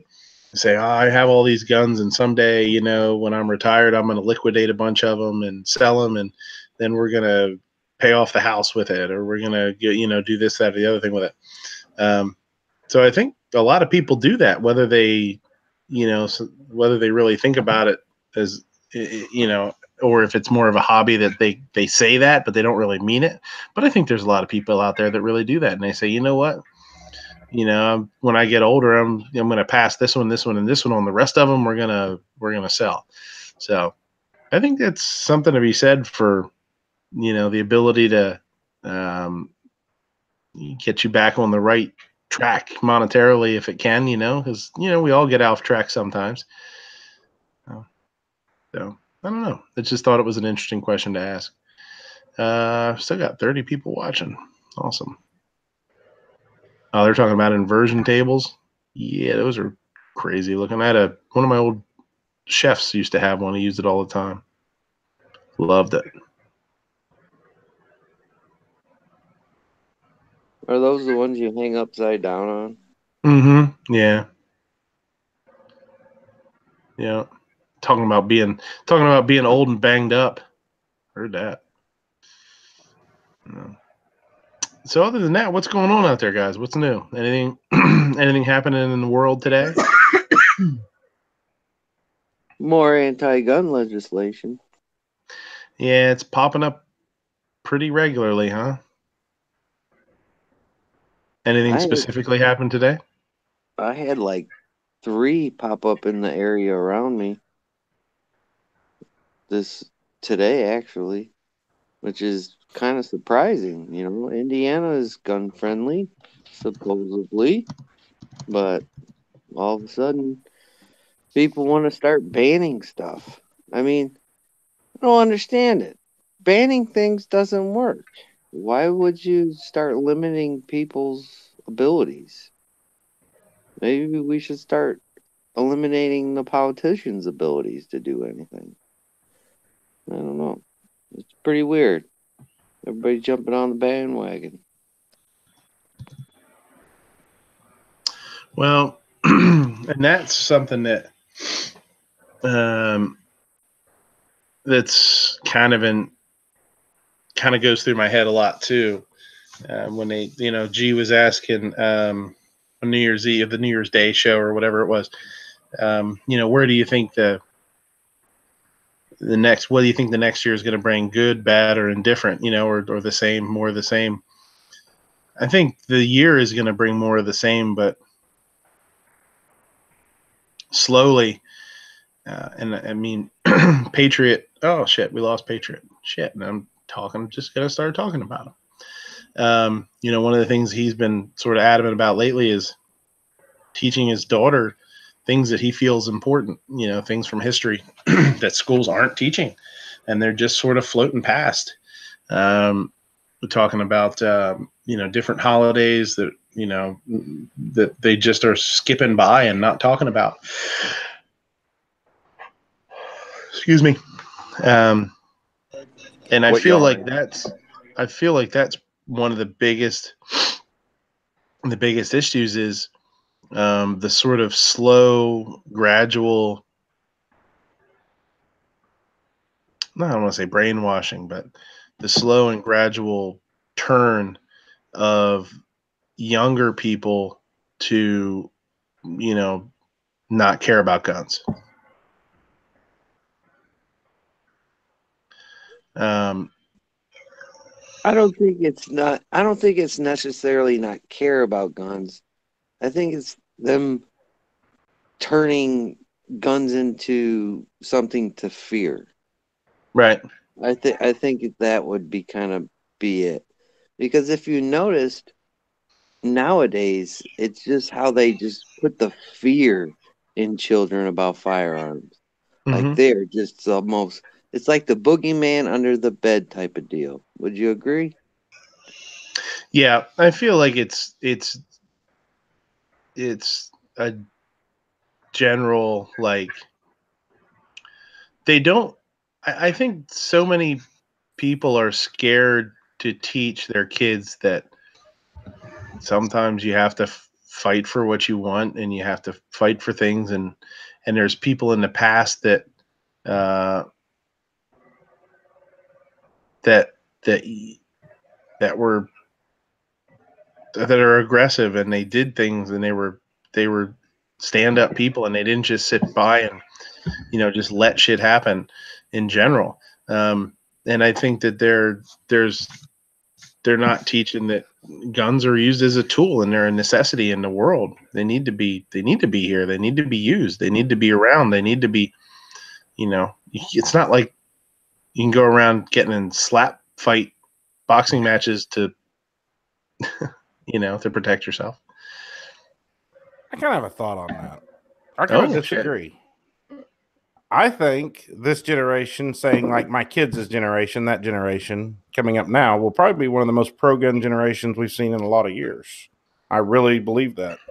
I really believe, we were talking about this on somebody else's show too the other day. I think they're going to be a lot smarter as far as how they get their facts and their news and stuff like that. And I think as a whole, they're going to be more pro-gun. And part of it, I think, will truly be due to video games. Well, I think one thing that has to happen for people to be, you're talking about how they get their news. I think one of the things that has to happen is you have to teach your kids, because people aren't necessarily, they're not going to get this in school. You have to teach them that they have to search out things to make up a decision on their own, and not just be told something at a young age and believe it forever. And a lot of, I'm very different than what I was when I was younger. My parents are pretty liberal, I guess. They were Democrats. They were, pro-choice. And, over the years, especially the last like 10 years or so, really kind of changed the way I look at certain things. And there's some things I'm still kind of on the fence about or in the middle about. And I don't think there's anything wrong with that. But I think you have to teach your kids to look at everything that they can and learn everything that they can. Because it's just like, even a lot of adults, like, if all you do is look at pro, this or pro that media, that's all you get coming in. That's all you believe. That's why I think it's really smart to look at what everybody is saying and be like, oh, I don't think that's true, but I think you should still look at it. And I don't think people are taught that. I think people are taught that whatever they see is true, no matter where it comes from. And that I think that's foolish. Revolver says, why don't they realize that gun laws only affect good gun people? And maybe they just don't care. Yeah. You can say that till you're blue in the face, but I think that's one of the scariest things, or one of the, they don't want to say it, because it makes them an extremist about getting rid of all guns. But that's the only way that it would work, right? Is to get rid of every single gun out there. And then hopefully, all of them, even the ones that are illegal, somehow get them all off the streets, all off everywhere. Then there wouldn't be any gun violence. Yeah, but maybe, but there would be tons and tons of other violence. But that's what they don't understand. It's never going to happen. You got to realize anti-gun people don't hate guns. They don't hate guns at all. They hate gun owners. They're fine with the government having guns. They just hate gun owners because they don't want you to be self-sufficient. They want you to rely upon the government for your needs. Yeah. Yeah. I do agree about that. DT says, except it's not possible to get rid of them all. That's what I mean. It's not. So, and that's what goes along with revolver, says it only affects good gun people. True. You commit a crime with a gun, throw the book at you, man. I mean, I get it, man.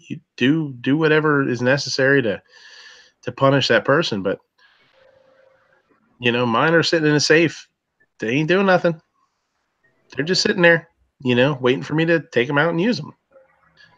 Go to the range, go to whatever. If somebody does something with their gun that's wrong, then they need to be punished for it. I agree. But some of the stuff in school, I got a little bit of input here. They will try to, you talk about people see what they see is what they believe. My oldest son, he joined the SAFE club because, he's easily influenced, easily persuaded, until he told me kind of what they were talking about. I said, you do realize that their whole agenda is trying to ban guns, after reading some of the stuff they gave him, and he didn't quite understand. And they try to take advantage of the youth to kind of get them on their train of thought, even before they can even make their own decisions. I just want to see, I would love to see the promotion of free thinking and the promotion of seeking out knowledge rather than the promotion of following what you're told to follow. I think that's dangerous. Well, see, like my kid, my daughter, she's 16, man. She's, I guess, in puppy love, and she got her permit.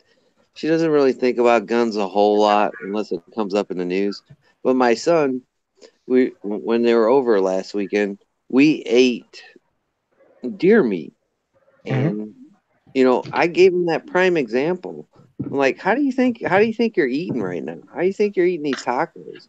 How do you think you're eating these burgers? I mean, guns serve a purpose in our lives, and this is one of the purposes. I'm like, you're not starving. You're actually getting fed from me shooting a deer. I try and give them those examples about why it's so important to have firearms in our lives. Yeah, there is some things that happen with firearms that are not right, but it's not the firearm's fault. It is the actual person. So I've been trying to instill that into him because he's younger. He's still in that mindset.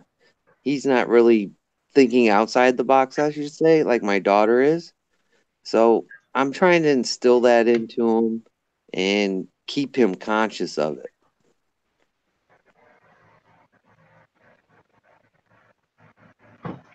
Yeah, it's tough. I mean, when you're raised when you're a kid, all you know is what your parents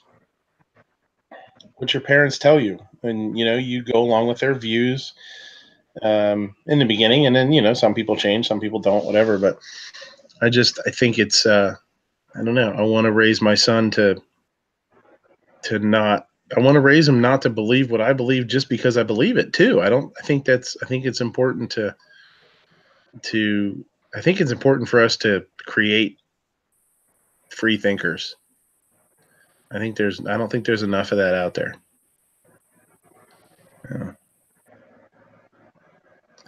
I don't know what else is going on. What's new? What's new and unusual? Anything? I mean, we're hitting 1 o'clock here too. So I mean, if it's gonna wind down, we can call it a night too. Everybody's got to work tomorrow, probably. Anything out there in the chat? You guys are part of the part of the conversation too. Anything new and unusual? Anything coming up, or anything you guys want to talk about? Kinky's talking about suppressors. Probably it submitted February 3rd of 2018. Wow, they took the money out 3 weeks later, and nothing. That blows, man. That's harsh. Yeah, That's I was at the 717 Armory, a month or two ago or whatever. They've been open a year now, so it was like, they had been open like 11 months when I was visiting them. When I went over to stop in and check the place out, and they had some suppressors. I was like, it's cool. You guys have a couple of cans here, and she's like, yeah, we've. I was like, did you have you sold many? She's like, well, I think we sold 3 or 4, she said, and nobody has gotten their stamps back yet. It was 11 months, and they sold 3, and nobody has been able to take them home. Wow. like what the fuck, man? That's my wife saw that. Who was it? Was it Black Rifle Coffee Company that put out the Christmas carols that they were playing? Yeah, they did that last year. They just re-released it this year again. With the suppressors, and she's like, "Why don't you do that?" And it's because they don't have a suppressor. Yeah. Like, with all those guns, you don't have a suppressor? And I went down the whole list of reasons why I don't have a suppressor, and it was the 9-month plus wait, the $200 tax stamp. You can't take it across state lines. Right. It's like, oh, okay, yeah, that's why you don't have one. Now, is there any way to take them across state lines? Can you? Yeah, you have to notify the ATF that you're taking them across state lines. But until we got down here, I didn't even have the option to have anything NFA, because you can't have anything NFA in Illinois. Nothing. No. Really? Nope. And then even if I did, think about that. I would have had to, coming down here, I would have had to say, yeah, I'm taking it into Indiana, and then I'm taking it into Ohio, and then I'm taking it into West Virginia. Yeah. Right. It's nuts. I just don't. And I saw a thing from Pelosi. I don't know if it's super new or if it's not.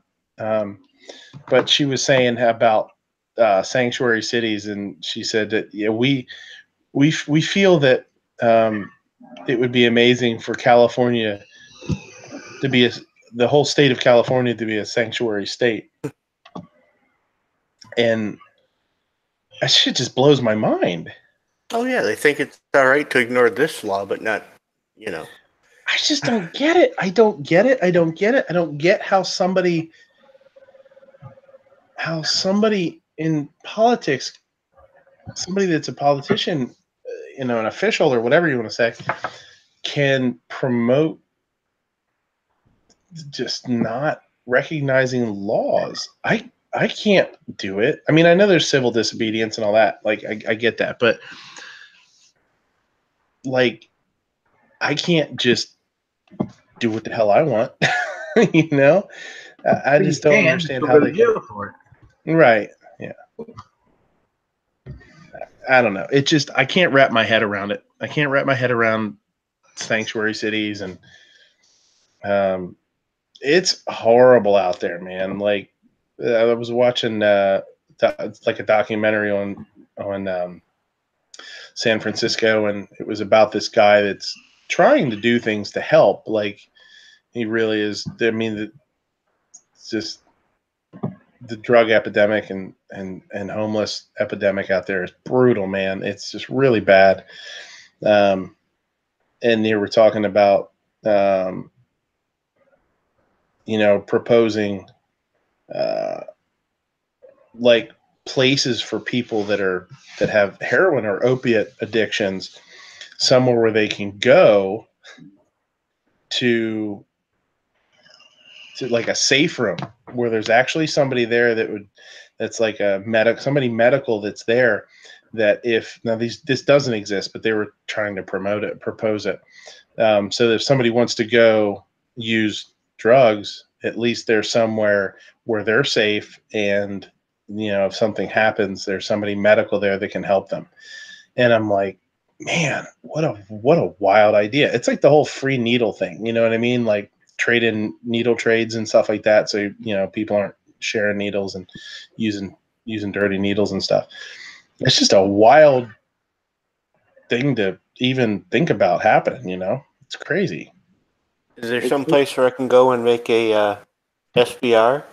Well, that and they were talking about public bathrooms that were open 24 hours a day for people to use, because there's so many homeless people, they don't have anywhere to go. That's where the whole people going in the streets is becoming such an issue, because after dark and the businesses close and places close, there's nowhere for these people to go. And it's like, man, what a crazy place that would be after midnight. You know what I mean? Just a public bathroom, the scariest place to be on the planet. Midnight's broadcasting from one. I mean, Obnoxious is broadcasting from one right now. Yeah. Yeah. Yep. It's open 24/7. Ashley says, what makes me mad is there are so many people who can't afford diabetic supplies, but we're funding free needles for users. Yeah, we buy needles for our Macy, our dog. She's diabetic and she uses one every day. We use a brand new one every day. I got to buy those. Yeah. It's hypocritical. That's what it is. I mean, it's and illegal, but it's legal, right? Come on. And not to turn it into a bitch session or sound like a whiny bitch, but like, you want to say, why me? Like, why can somebody with an addiction, or whatever, why should they be able to get something free and I can't? There was I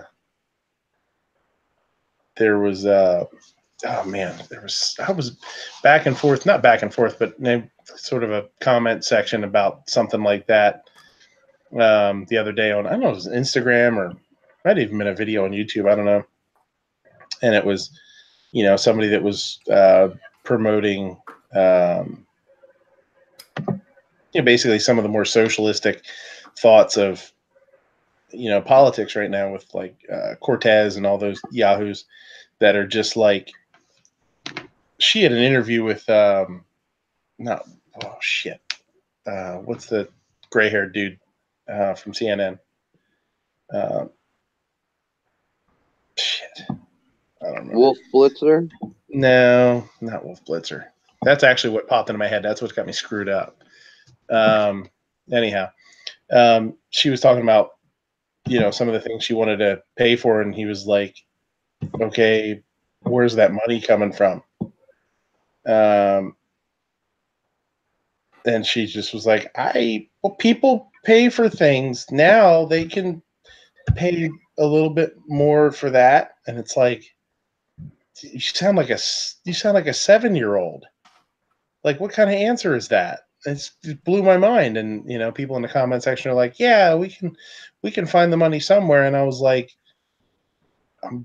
why should everybody else get the money that I'm working for? When I was, let's just tax gun owners so we can get it. Well, that's what I mean. Like, it's always that way. I've got the group of guys that I go hang out with for a weekend every year. We got one guy who was a big Bernie supporter, and he just would get on me all the time. And I'm like, give me half of what's in your wallet. I said, you're such a socialist. Give me half of what's in your wallet. And he wouldn't do it. Like, you want to be a socialist? Give me half of your wallet. Mm-hmm. But I made that money. Exactly. Yeah, and there's a lot of people out there that I would just, I don't know. I'm not a politician, and I suck with government. It's just not something that I'm good at. You know what I mean? I've got no answers for anybody. I can bitch about stuff, but I rarely can come up with any good solutions.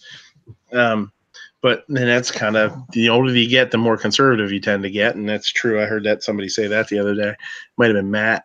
It might have been on Matt's show, but unless you're Yankee.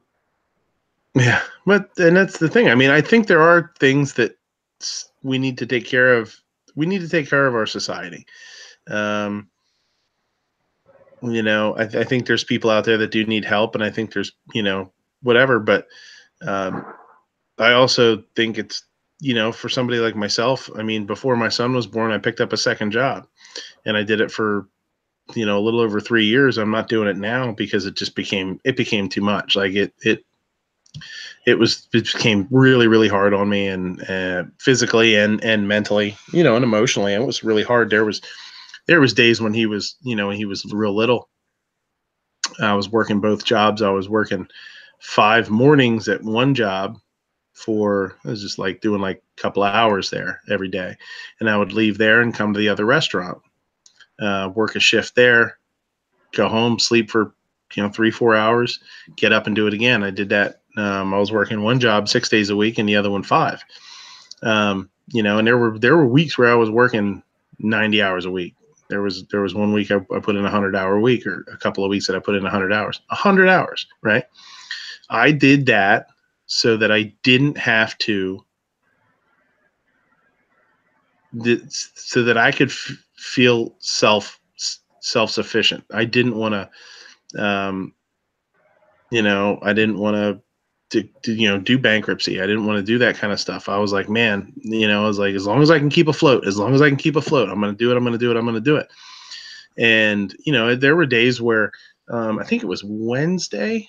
I would see the little dude Wednesday morning before I went to my regular job. And then because I worked both jobs, I wouldn't see him Thursday at all, Friday at all, Saturday at all. And then I would work my other job Sunday morning. So I wouldn't see him until I came home from there, which would be like 3 p.m. So I wouldn't see him for like almost 4 days straight. Because, he's sleeping. I would wake up and leave. He was still asleep. And I would come home and he'd already be asleep. And, eventually that wore on me. That was hard. Eventually that kind of stuff just gets you to the point where you're like, you just, you're wiped out. But I'm not saying that everybody should have to work like that. That sucked. It was brutal. But I think more people have to try. And that's where, like, I think a lot of times with like the government, subsidies and things that people get, I think you need to put I'm all for putting stipulations on things. Like, you need help, I want you to have some help. You need a hand for a couple of months, awesome, let's get it to you. But I don't want people sitting and just getting a check. I want to see you, like, even if it's volunteering to do things so that you can get it until you get back on your feet, or you get a job or something. Awesome, let's see it. But just people sitting there getting a check, I don't like it. I work too hard to not do that. Was it John King? John King, huh? He just says that and leaves. Yeah. Was I supposed to know who John King is? Did I miss that something? nugget of wisdom and then just jets. Yeah, I don't know. I missed something. John King. What frustrates me about it is I'm fine with people that need help and all that. Just like you said, I totally agree with everything you just said. But, if we went back to where the government didn't offer help and families actually were the ones that offered the help and stuff, it was a much better place. There's no need for all this extra taxes and stuff if it's families taking care of their own and neighbors. You look at the Amish and just take them as an example. Vash has a good little slogan out there. He said, "A hand up, not a handout." Arctic Fire says, "What's the next gun or gun-related item on your purchase list?" There you go. Run it through the room. I know I think a lot of the chats have done this, but we haven't done it here. Giz, what's the next thing on your list? Not for sure. I kind of got my eyes on another 1911. Good choice. Oh, yeah. So you have a Taurus, right? I have a Taurus. now? I've been looking to get a Ruger SR 1911 in stainless. Those are sharp guns. I've heard they're nice. Yeah. Or now, are you gonna get? Are you gonna get? Are you gonna trade that Taurus in? Ashley, I got a. No. No. Okay. No. Ashley, I got a couple of shotguns. Yeah, for you. Ashley's saying looking for a cheap but not cheap shotgun. Maverick 88s are a good way to go. I'll tell you what, I think, I don't know how cheap you're looking to go. You can go really inexpensive with like the Maverick. I have a Stevens 320 in 12. It's like a Winchester 1300-ish clone. That's a nice shotgun. That's a really nice shotgun for the money. You can get them for really inexpensive. I just put a magazine clamp rail on it, cheap rail, and put a TLR1 on it. That's a nice one. Jorge says the 320 security. That's what mine is. We have the same one, actually. We've talked about it before. The Maverick 88, the 320 is a good one. Honestly, I got the Maverick or the Stevens because I just sort of stumbled upon a deal. It was like an awesome deal. I had a dude that I worked with had one I mentioned like that I thought they were kind of nice, and I was thinking about picking one up, and he said, I got one, I'll sell it to you for $100. So I gave him $50 in ammo and $50 in cash, and I came home with it. And what's nice in PA is you can buy long guns without a transfer. So he brought it to work one day, and I brought it home with me. But honestly, like if I had to do it, if it was me, I would wait for a sale on probably a Mossberg 500 or something like that. If you can pay another $100 or something like that, and I think get like a Mossberg or something, that's pretty nice. She's saying what type. Arctic's asking her what type of action she's looking for. I won't even be a smartass with my answer on that. But I don't know. Most people when they're getting into shotguns, they want to get a pump, something simple like that. Zorro says, "Oh, don't even read it out loud. Someone will cry." Outlaw. You reading the chat, buddy? Or in you and your phone? No, I knew he was getting a damn Victor months ago. Yeah, I know too. But just to say, it took him months to get it. That was the bad thing. Just to put I'll that. have mine next month.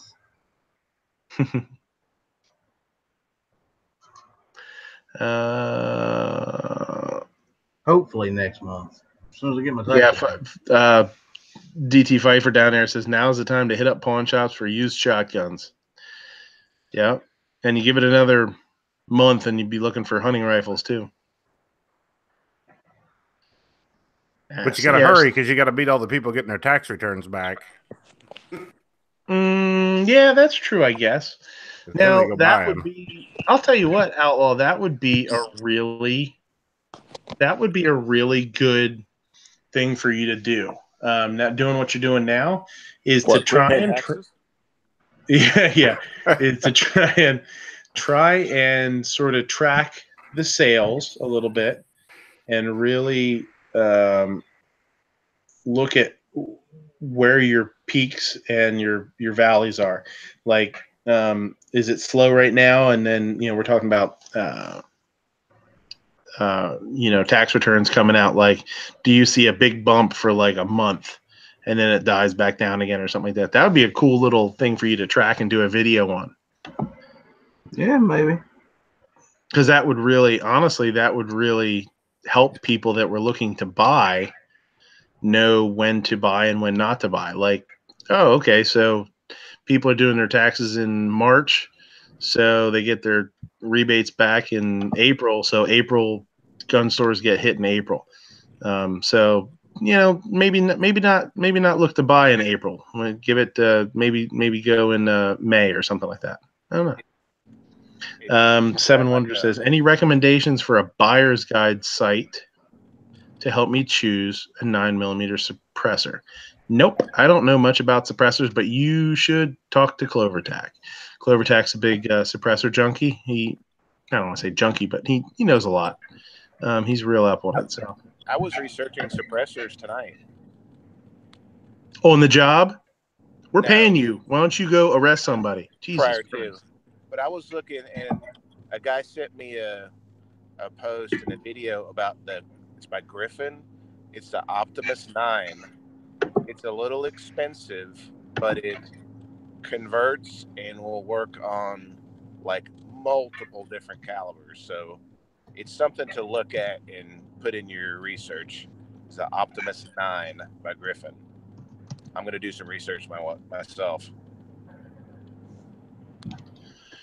Revolver says, have we talked about the Mossberg pistol? You mean like one dude took a Taurus and another dude took a Shield and they put it in a blender? Yeah. That's exactly pretty much what it looks like. And then they put a flat trigger on it. I don't hate it. I don't know enough about it. Travis did a video on it today, I think. And it fits it's gonna have a lot of competition. I want to say is that a 8-round or a 10-round? It's a single stack. Less? So that's single right. Stack, it takes 43 mags. So it's like so it's what, 6 plus 1? 6 or 7, something like that.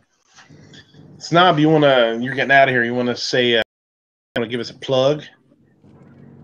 Sure. Thanks for having me. It's been fun. Yeah. Enjoyed it. And make sure y'all go check out my new video. And that's all I got. So see you later. Absolutely. Thanks, man. Night, Snub. Night. And Gizzard. Yeah, and I'm right on their tails, guys. I got to get out of here. You know it. Yep. Y'all take care. Thanks for having me, Travis, brother. Yep. See you, buddy. Yep. Giz, you want to give us a parting cluck? Yeah, thanks for the invite. Check out my website, gizzardgary.com. Also, check out Foul Territory Fridays, 9 p.m. Eastern, 8 o'clock Central. Appreciate it if you could come by. Midnight, I'll send you a link next week. There you go. And nope. Anyway, give him the bird. Mm-hmm. Always. Thanks for having me. The bird. Give people the bird just in case. That way you're better safe than sorry. Night, buddy. Panther Pink says, tell them to join Florida Carry. They are Gun Channel members. And for the 100 level, they do a trust for you. Nice for a new can. There you go.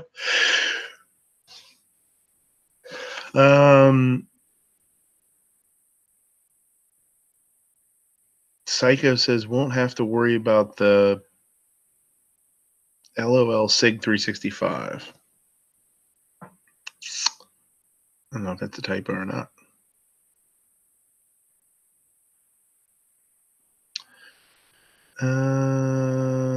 Let's see, anything else over there? Takes Glock mags. Yeah, it's smart of them, I suppose. You can throw those big 33 rounders, 32 rounders in there if you want to.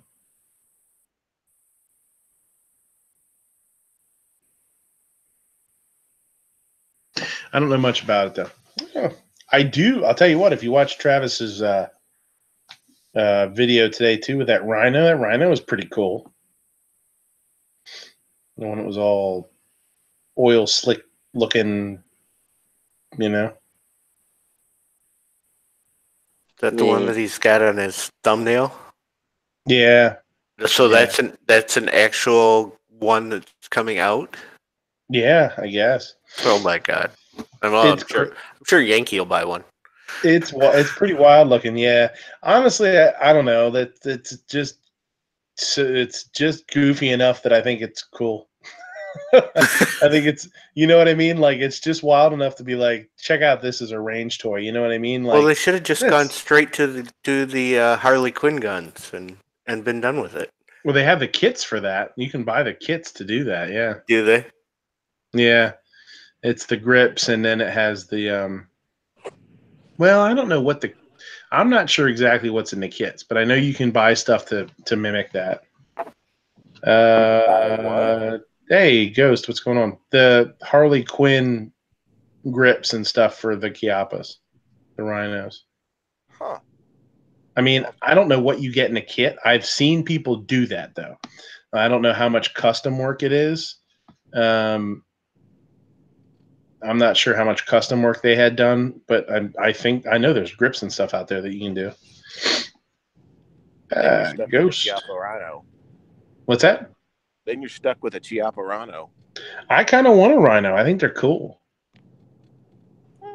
They might be.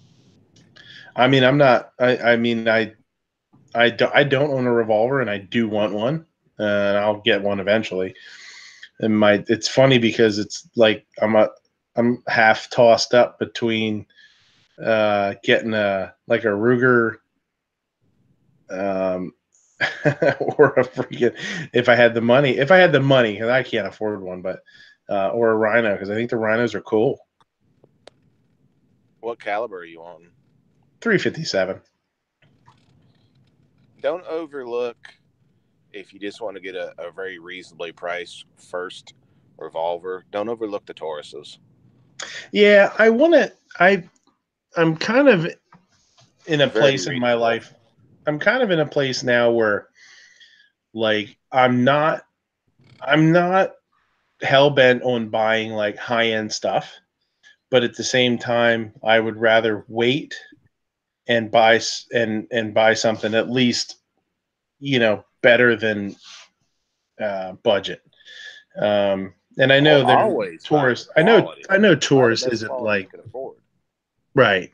Yeah. So I mean, if it was a matter of me buying a $400 Taurus or a $550 Ruger, I'm in the mindset in my life right now where I'm like, I'm just going to wait for the $550 Ruger and hopefully find it for $500. The GP 100 7100 says, yeah, that's what I'm looking at. And that's a very good philosophy. The other philosophy is, if you can buy it right and get a real good deal on it, you can buy a $300, $350. Like, I'm just going to use a Taurus because I already mentioned it. Mm-hmm. Keep it in good shape, use it for a little while, sell it, take the other $200, and then get the Ruger later. Right. If you can, if you got a buddy at a gun shop, you can get real good deals. A lot of times you can get almost all your money back, and sometimes more. Yeah, with me too. I just don't get to shoot much, and that's one of my things for next year. Is I really need to shoot a little bit more. I'll have my truck paid off this year, so hopefully I'll be able to start getting caught up on some bills and stuff. So that's nice. And then this year, hopefully be able to get my membership, pay for my membership at the range, and hopefully go shoot a little bit more. Now that the little guy's getting a little bit older, and I can just stop into the range on my way home and shoot a little bit, even if it's like 1 o'clock in the morning or whatever, I can do that. So up until now, like this whole past year, like I hardly shot at all. So I feel like if I bought something more budget minded, it's just going to sit in a damn safe anyway. You know what I mean? So, I have the time to save up if I can. If I shot a ton and I was out a lot, like I know I'd be like, man, I want to get something now. I want to get something now. And I would be more prone to going out and buying something budget because I can afford it now. Whereas I fucking hardly get to shoot. So what the hell do I care if I own it or not? Right. Yeah. So. And I think once you're past the need, then it's you kind of want to hold out for the nicer one. I mean, if you don't need a 357 revolver right now, then yeah, and I did buy my. I did get my AR. I bought my AR this year because I felt like if I was going to buy an AR, now's the time to do it. You know what I mean? Like, I really felt like it was like, you know, shit or get off of obnoxious's pot, you know, with all the legislation, and the prices were so reasonable and stuff like that. You know, I got a really good deal on I think a nice AR. But you know, revolvers aren't going anywhere yet for now, so I got a little time. You don't have a nice revolver, you do need to treat yourself and get a good yeah, one. Yeah. I've got a nice GP 100 that is it's a Cadillac. I got the 4-inch stainless 357, and it's well worth the money. That's what I want. That's at the top of my list right now. Yeah. Well worth. That's the number one. Jorge's. Was it an SP 101? I want the small one to go with it, like a twin. Yeah, you can go out, and I don't know. Can you got any pawn shops near you that sell anything? Because not really. No, because that's not really. I've been going nuts down here. That there aren't pawn shops or gun shops that, you know, buy used guns. I can't believe there's not a huge market up there for that. Yeah, there are. I mean, there's used stuff out there, but you know, Pennsylvania there's a lot of gun owners in Pennsylvania, and I think there's a lot of. Of course, there are. I think there's a lot of guys like me that are like, once I have it, I'm not getting rid of it unless I really, really have to get rid of it. And I mean, I know a lot of guys that love to collect guns, and they sit on them. They're not. I don't know many people like some of you guys that are always buying and selling and trading and doing all that stuff. I've never been around people like that. I've only ever been around people that bought, and you know, either they were people that didn't buy a whole lot of guns and they just bought what they needed to hunt and, you know, plink and stuff like that, or they bought guns and they sat on them. Then they shot them and they did whatever, but they were collectors, you know. Here would be my suggestion: is as you're traveling around, like you're going to work, leave 30 minutes early or 20 minutes early and stop in some of these little gun shops that are on the way and start speaking to these guys. And the more they get used to you and seeing you, the cheaper these guns get. Yeah.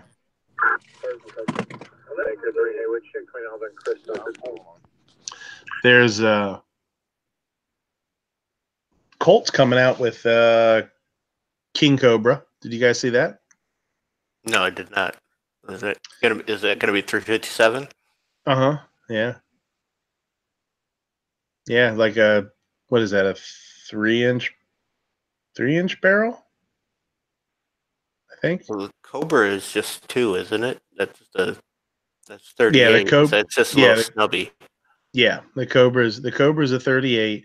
The King Cobra, I think, is a 3-inch 357, and then the Python is the bigger one. Yeah. Jorge was asking if I have to join the NRA to get my range membership. No, you don't have to be an NRA member. Ghost is saying the Ruger LCR. The LCR is hammerless or does have a hammer? I definitely want a hammer. I think they're hammerless. I think they're all hammerless, aren't they? Yeah, I don't know. No, I feel like 3-inch. I feel like they're hammerless, and I think I heard the other day that they're coming out with something with a hammer. Not sure though. Yeah, okay. Moo's saying the LCR-X has a hammer. Yeah, the LCR-X has a hammer. It's a 3-inch, and you'd like that one. It's a light. It's like it's got a weird feeling to it. It's really light. That was one I've been looking at here for a while. But I think that one's in 38. I don't know. I mean, I know a little bit about revolvers. I mean, I obviously I'm around enough. I see a lot of stuff, and you go to gun shows and you see a lot of stuff, but because I'm not super into them and I don't own a bunch, sometimes they run together. Like you forget which one is what, you know. Ghost said you can get it in 357. What does G carry? G carries an LCR in 357, I think. Not sure. Yeah, I think G's got a couple to 357. What are you wanting to do with the 357? Shoot it. Shoot guns. Shoot targets. Are you wanting to? I'm not. Probably not. Probably not carry. And honestly, a lot of my, as I sit now, a lot of my what I look for in a revolver is visual. You know what I mean? Like I'm not to the point where I've shot a whole lot and I haven't picked up a whole lot of different ones. But a lot of what I'm looking for in is visual. So like that's why I do like the GP 100, because visually I really like the way it looks. I like the underlug being a little bit longer. I don't like the look of a revolver as much when it doesn't have the full underlug. I think it looks a little weird. I like it to have that underlug that goes all the way out. So that's one of the reasons. And I mean, the GP 100 has been around forever, and I've never heard anybody say anything bad about one that they own. Everybody loves them. They, you know, and then visually, I like the look of it. So that's why it's so far it's at the top of the list. Monetarily, quality, and visually, I like it. I think if you're looking for a revolver, to have a revolver and have a nice one, and it's basically going to be, it's not going to be something you're carrying. It's going to be a range toy or you know, home. I'd say either the GP 100 or the 686. Definitely. Yeah. Those, definitely, yeah. And you can get into either of those for, you know, if you can find the right deal, you can get them for $6.5, something like that. Yeah. And I'm not opposed to buying a used one if I run across one. Again, I don't think I'm going to put a whole lot of rounds through it. Einstein said, "My rifles have hammers, but my handguns do not."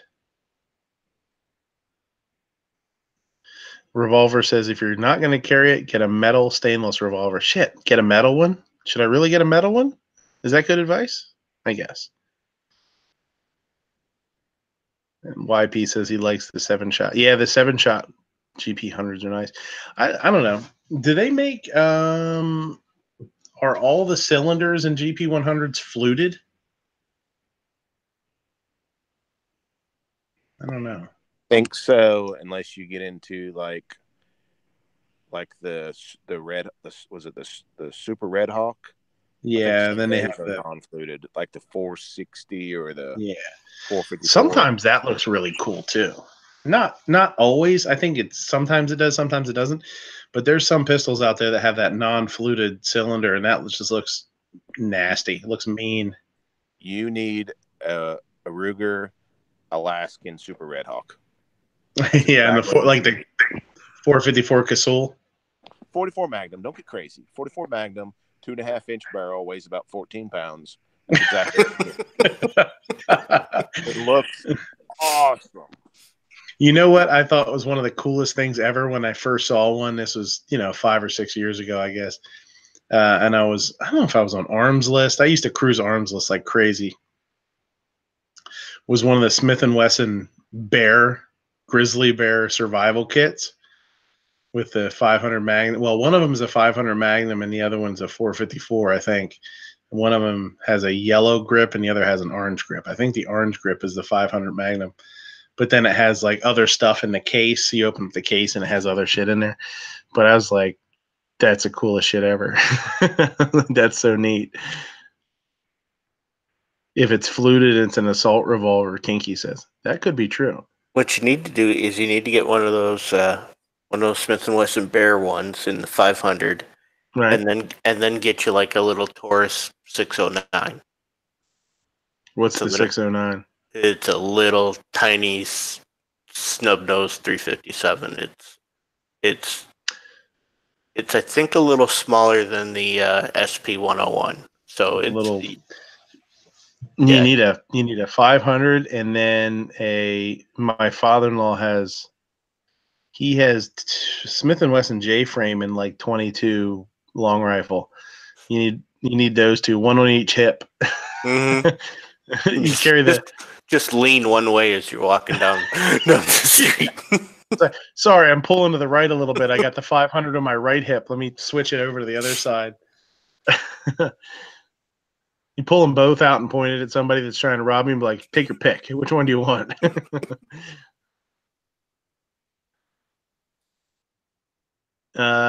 Get a 460 if you go nuts. It shoots there you go. 45 Colt and 454 Casull. There you go.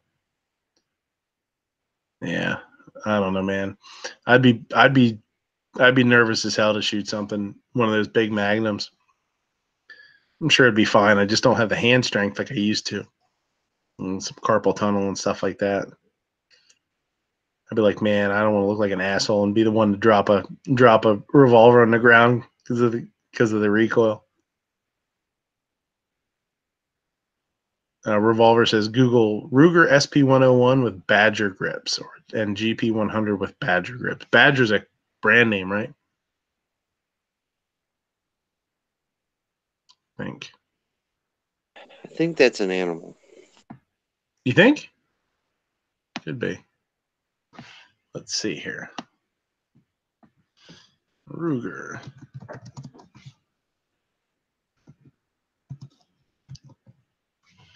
Badger grips. Oh, those are pretty. Oh, there's some for Grim. They got Grim Reaper on them.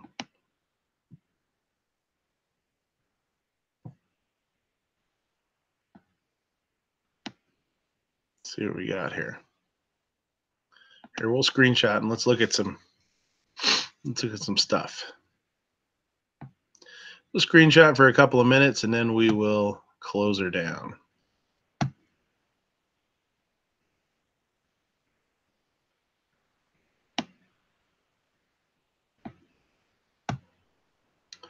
All right, let's see what we got here.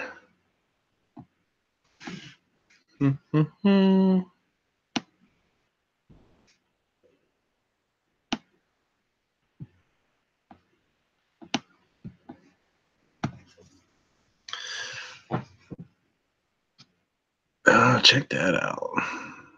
Oh, that's cool. It's like the gray laminate with the gray laminate with the brushed. That's really sweet. I like that a lot.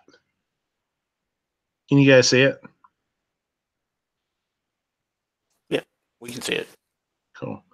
That I think is really cool.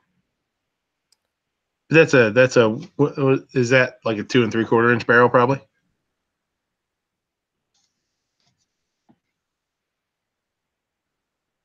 The hell? Son of a bitch. Why the hell did it take me to Pinterest? I don't want to go to Pinterest. I don't know. Screw it. We will. I think we're going to cut it down here. That's really cool, though. I'm going to write that down, I think.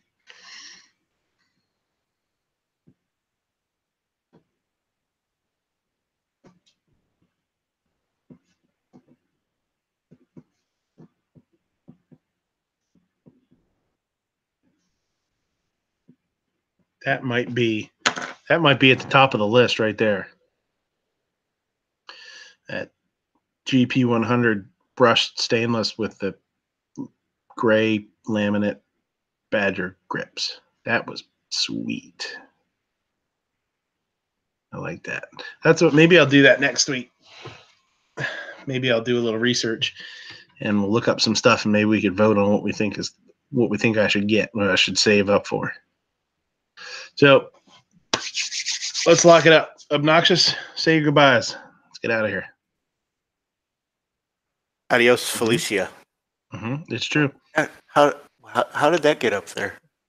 I don't. It's really weird that you have that on the inside of your outhouse. That's pretty crazy.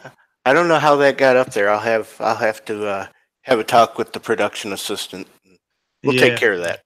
That's cool. I'm sure we'll figure it out for next week. No big deal.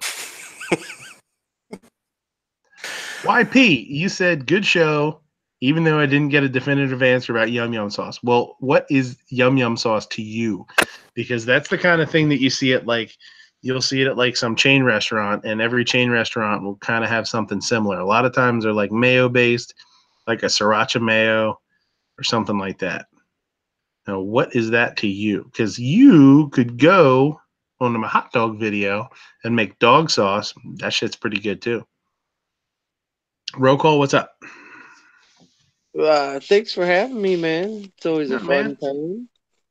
I got a video that I'm going to drop tomorrow on nothing special. And then I'm going to be going on an adventure to go pick up my CZ from Top Guns in Terre Haute. And then I'll have a video of that thing and probably take the place of my Glock. Other than that, I have nothing else. Thanks for having me. Very cool. Yeah, anytime, man. Sarge, what's going on? You still bored at work? Nothing exciting?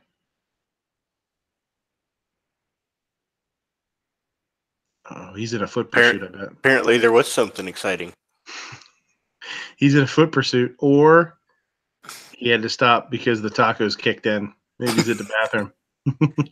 He may be swinging by my place. the mad crapper strikes again. We'll give him a couple of minutes.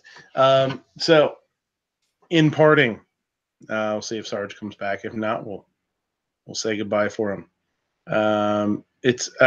YP says it's the light-colored sauce that Japanese steakhouses serve. It's not spicy mayo. They sell it at the grocery store under the name Terry-Ho Yum Yum sauce. I don't know. I will write that down and I will Google it.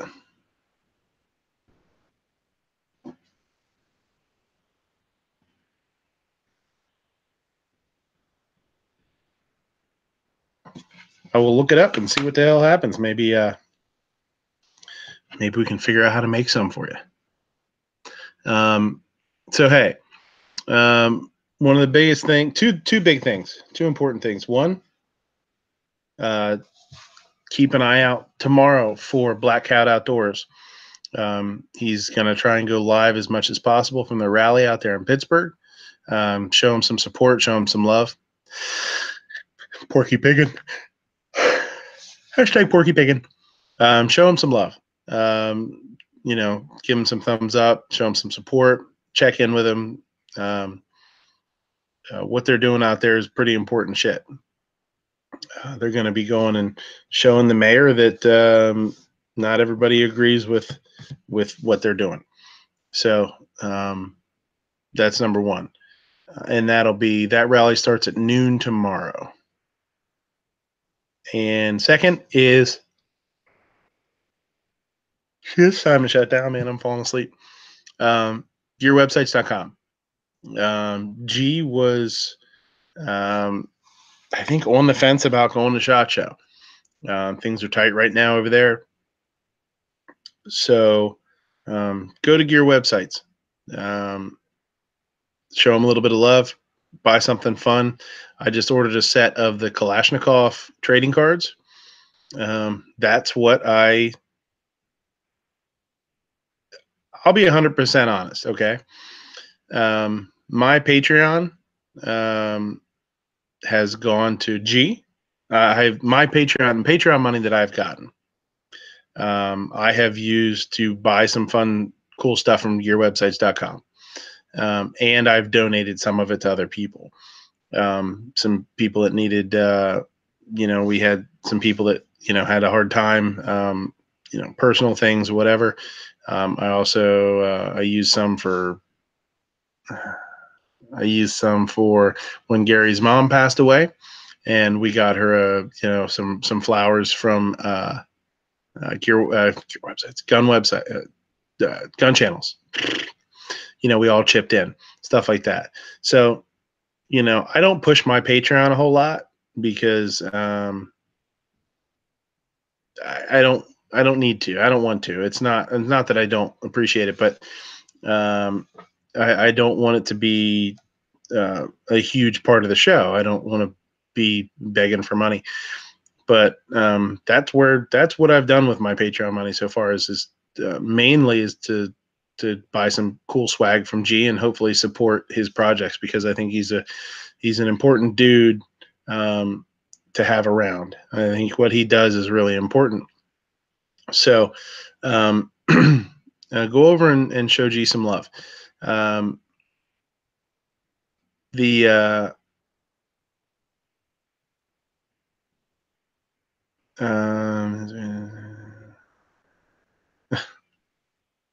Doing it for free and smiling all the way. So one of the things that came up the other day in a chat, and I asked G, I was like, where do you want people to help you out? There's a lot of people drop money on super chats. You'll see. And not that G doesn't appreciate it, but I do understand where he's coming from. YouTube takes a big chunk of that money. Patreon takes a chunk too, not as bad. But when you're buying stuff from gearwebsites.com, you're helping to promote gun channels and helping them out at the same time. When you do mail calls, you're promoting gearwebsites.com, you're getting the word out there. I think that's really important. And PayPal, if you can just slam, $5 or $10 into the PayPal for G. That's awesome. It's a gift. It's straight up, so, I wish G was here to kind of, whatever, to kind of, speak on it himself. I don't want to put words in his mouth, but,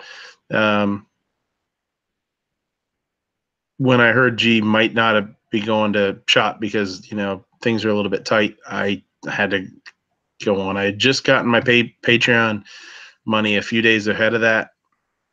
So it went into my Patreon and went to Gear Websites. If you can hook them up, hook them up. If you can't, I'm sure everybody understands. But I think, G should be there. I think what he does is important for us, and I want to make sure we help him out. So, Sarge, are you there yet? He totally fell asleep. Parked under an overpass someplace, and yeah, probably got the radar gun hanging out the window, so it looks like he's doing something. He is a half a notch above one of those cardboard cutouts in the cop car. That's what you need to do. You want to do something. He's that empty cop car that's sitting out on the side of the highway. You need to get on. You need to get onto the Photoshop and take a picture of one of those cutout fake cop cars, and just put his face in the window sleeping like. I would tell everybody that 100% of my Patreon goes right back into other people. So that whole dollar that I'm getting right now, that goes right back into other people.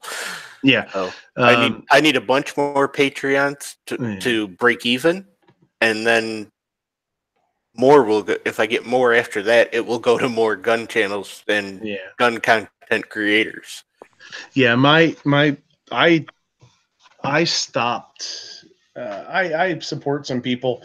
Instead of, and look at this right or wrong. Oh, Sarge might be back. Back. Instead of supporting more creators for now, because I was going to pick up one or two more. Instead of doing that, I'm trying to give a little bit more to G if I can. So, and I do need to get a PO box. That's actually what I do need to do with my. And you need a Patreon. Midnight Range shirt so you can sell me one. Yeah, I know. I gotta try and do that. I want to redo my my logo. Not make it very different. Just change it up a little bit. Do it with and I'm thinking about instead of doing it with the knife and fork like it is now, do it with a chef's knife and a bayonet. And then maybe just doing like a still having a skull and cross, the skull and crossbones, but I don't know, because that's not. It's I have the okay to use that logo, but it's not my logo. It's not something that I did. So I've always felt a little bit weird about it. I feel like I'm using somebody else's thing, but. A link to Black Cat's channel. I will throw a link. I dropped one and it went through. So I think YouTube has changed something that anybody can just random drop links now. I don't see it. I don't see it. I'll make some mock logos for you and give you some ideas. I'll work on them tomorrow. No, it's fine. I'm not in any rush to do it. I just that's kind of what I want to. That's what I'm thinking of. And I was actually brought that up on a show a couple months ago or whatever. I wanted to have a show where we brainstormed a little bit, let have people have a little bit of input in it. But that's kind of what I'm thinking about. I don't know if I want to keep the pancake and then just change the bottom, or I don't know what I want to do. But we'll figure something out. You want to say anything for closing here?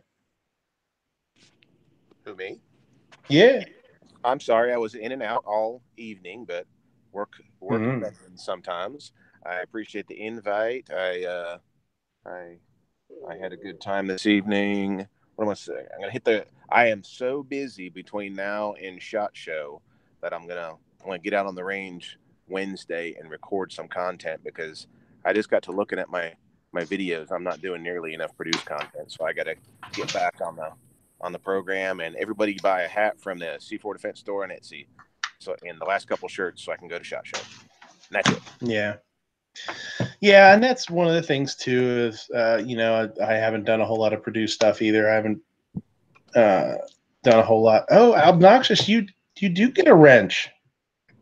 I forgot. Hold on. And I've got a couple 2X hats in stock if anybody's needing one. I forgot. Shithead gets a wrench now. Sweet.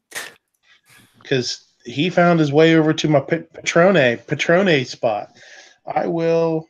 There we go. Did it show up now? Yes, it did. There you go. So I won't do that then.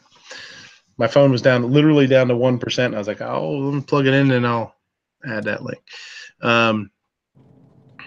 So there you go. But just remember, I can take that wrench away whenever I want to fuck with you. Easy. I'm gonna have to start having live chat so I can give you one and take it away then. Mm-hmm. Yeah. See, look, like now it's gone. Easy. Yeah. I feel so cheated. Yeah. So I can do all sorts of stuff. It's hide user, put user in timeout. I don't know what timeout does. What does that do? Oh, that's weird. Oh, wow. It just erased it like you're not even here anymore. Right out of history. Just wiped you out. You just wipe out RL's link? It's possible. Looks like didn't really think that through, did you? Nope. Now you're a moderator again. I wonder if it'll come back. No.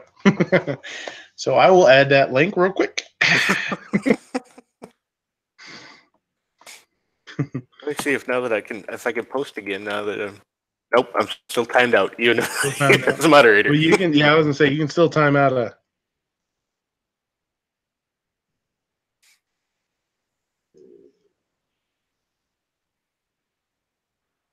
I will put this in the Ujima. What's it here? Which is.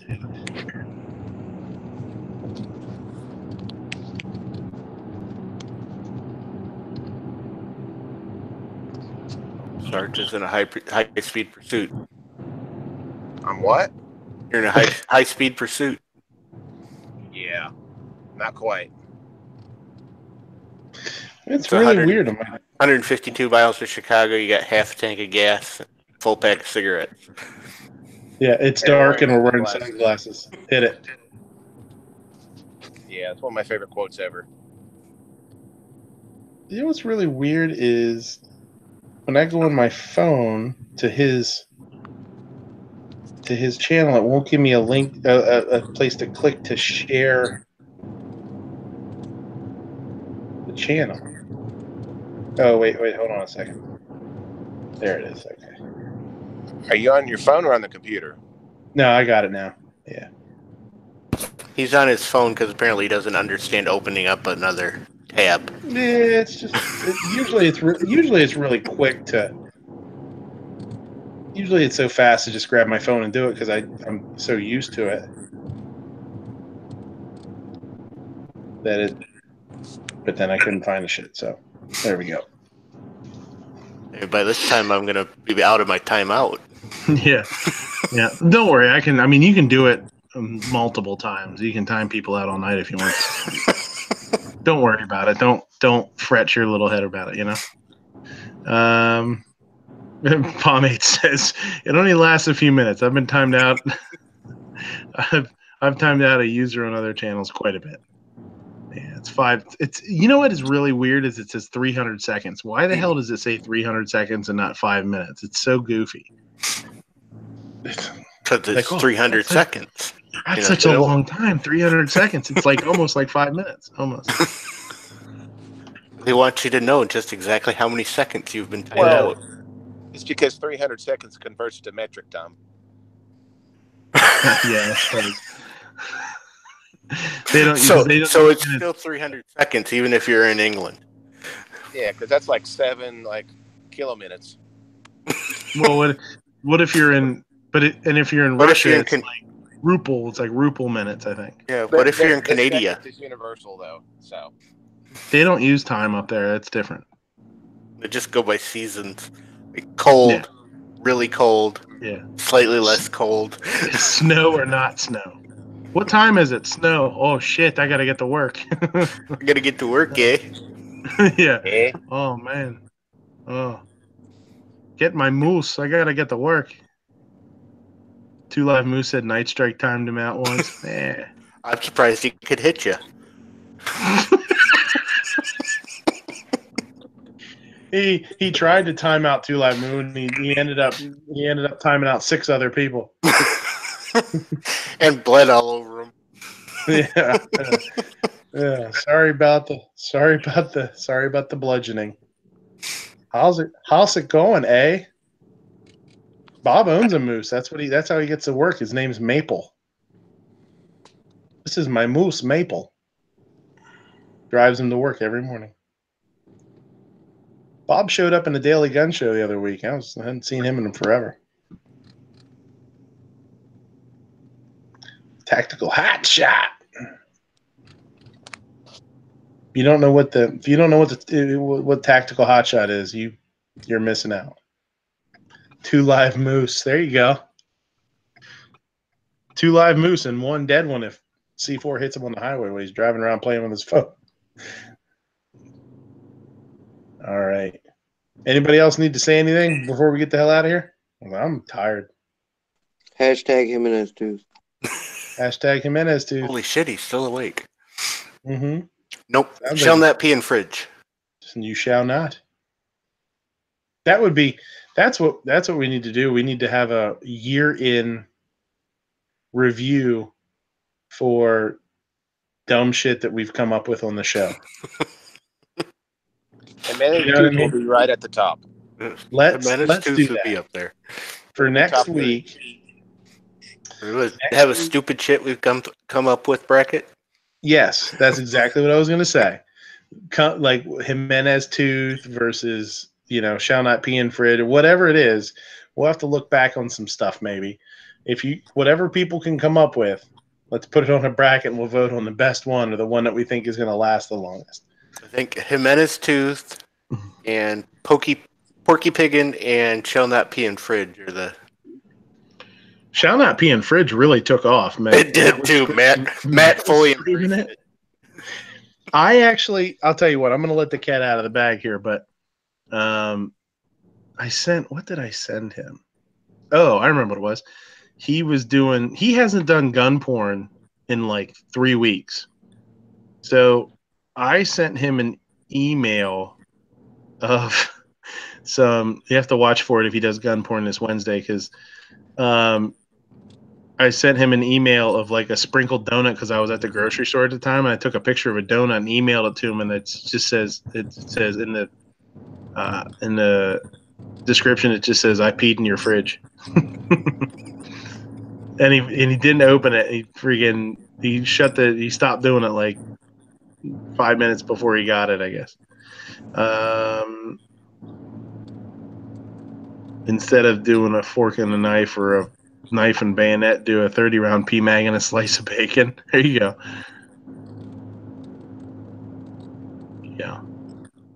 Bacon pancakes.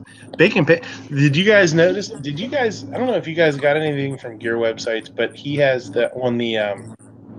it's pretty neat. On the trading cards, he has the bacon pancakes, like the patch, and then he has the bacon pancakes, like the original picture that has the butter and stuff on it too. I saw somebody Gizzard, I think, did a mail call video on Instagram, and you could see it. It has the original, because when he did the original picture, it had butter on top, like a rosette of whipped butter, and it had syrup on it, but it didn't show up real well for the patch, so he took that stuff off and just did 2 cross pieces of bacon. Pretty neat. I'm gonna get a hold of one of them. Pretty cool. What?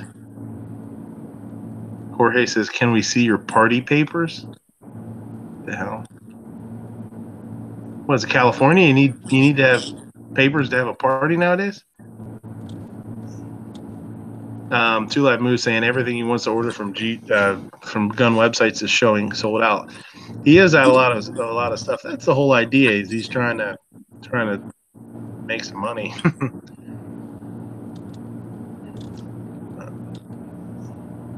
Oh, your party. Oh, Super Troopers too. I didn't see it. All right, so let's get the hell out of here, guys. You'll help G out.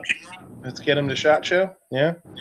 If you guys don't have anything else, we're gonna shut this son of a bitch down. Thanks for watching. Still got 16 people. We got up to like 38 or something like that. We're pushing that 40 mark. It's cool. Now, if you guys are good, we're gonna knock it off here and get to bed. All right. Count Epi and Fridge. Hashtag Jimenez too. There you go. Porky Biggin. See ya. Porky Biggin. See ya. Thanks, guys. Porky Biggin.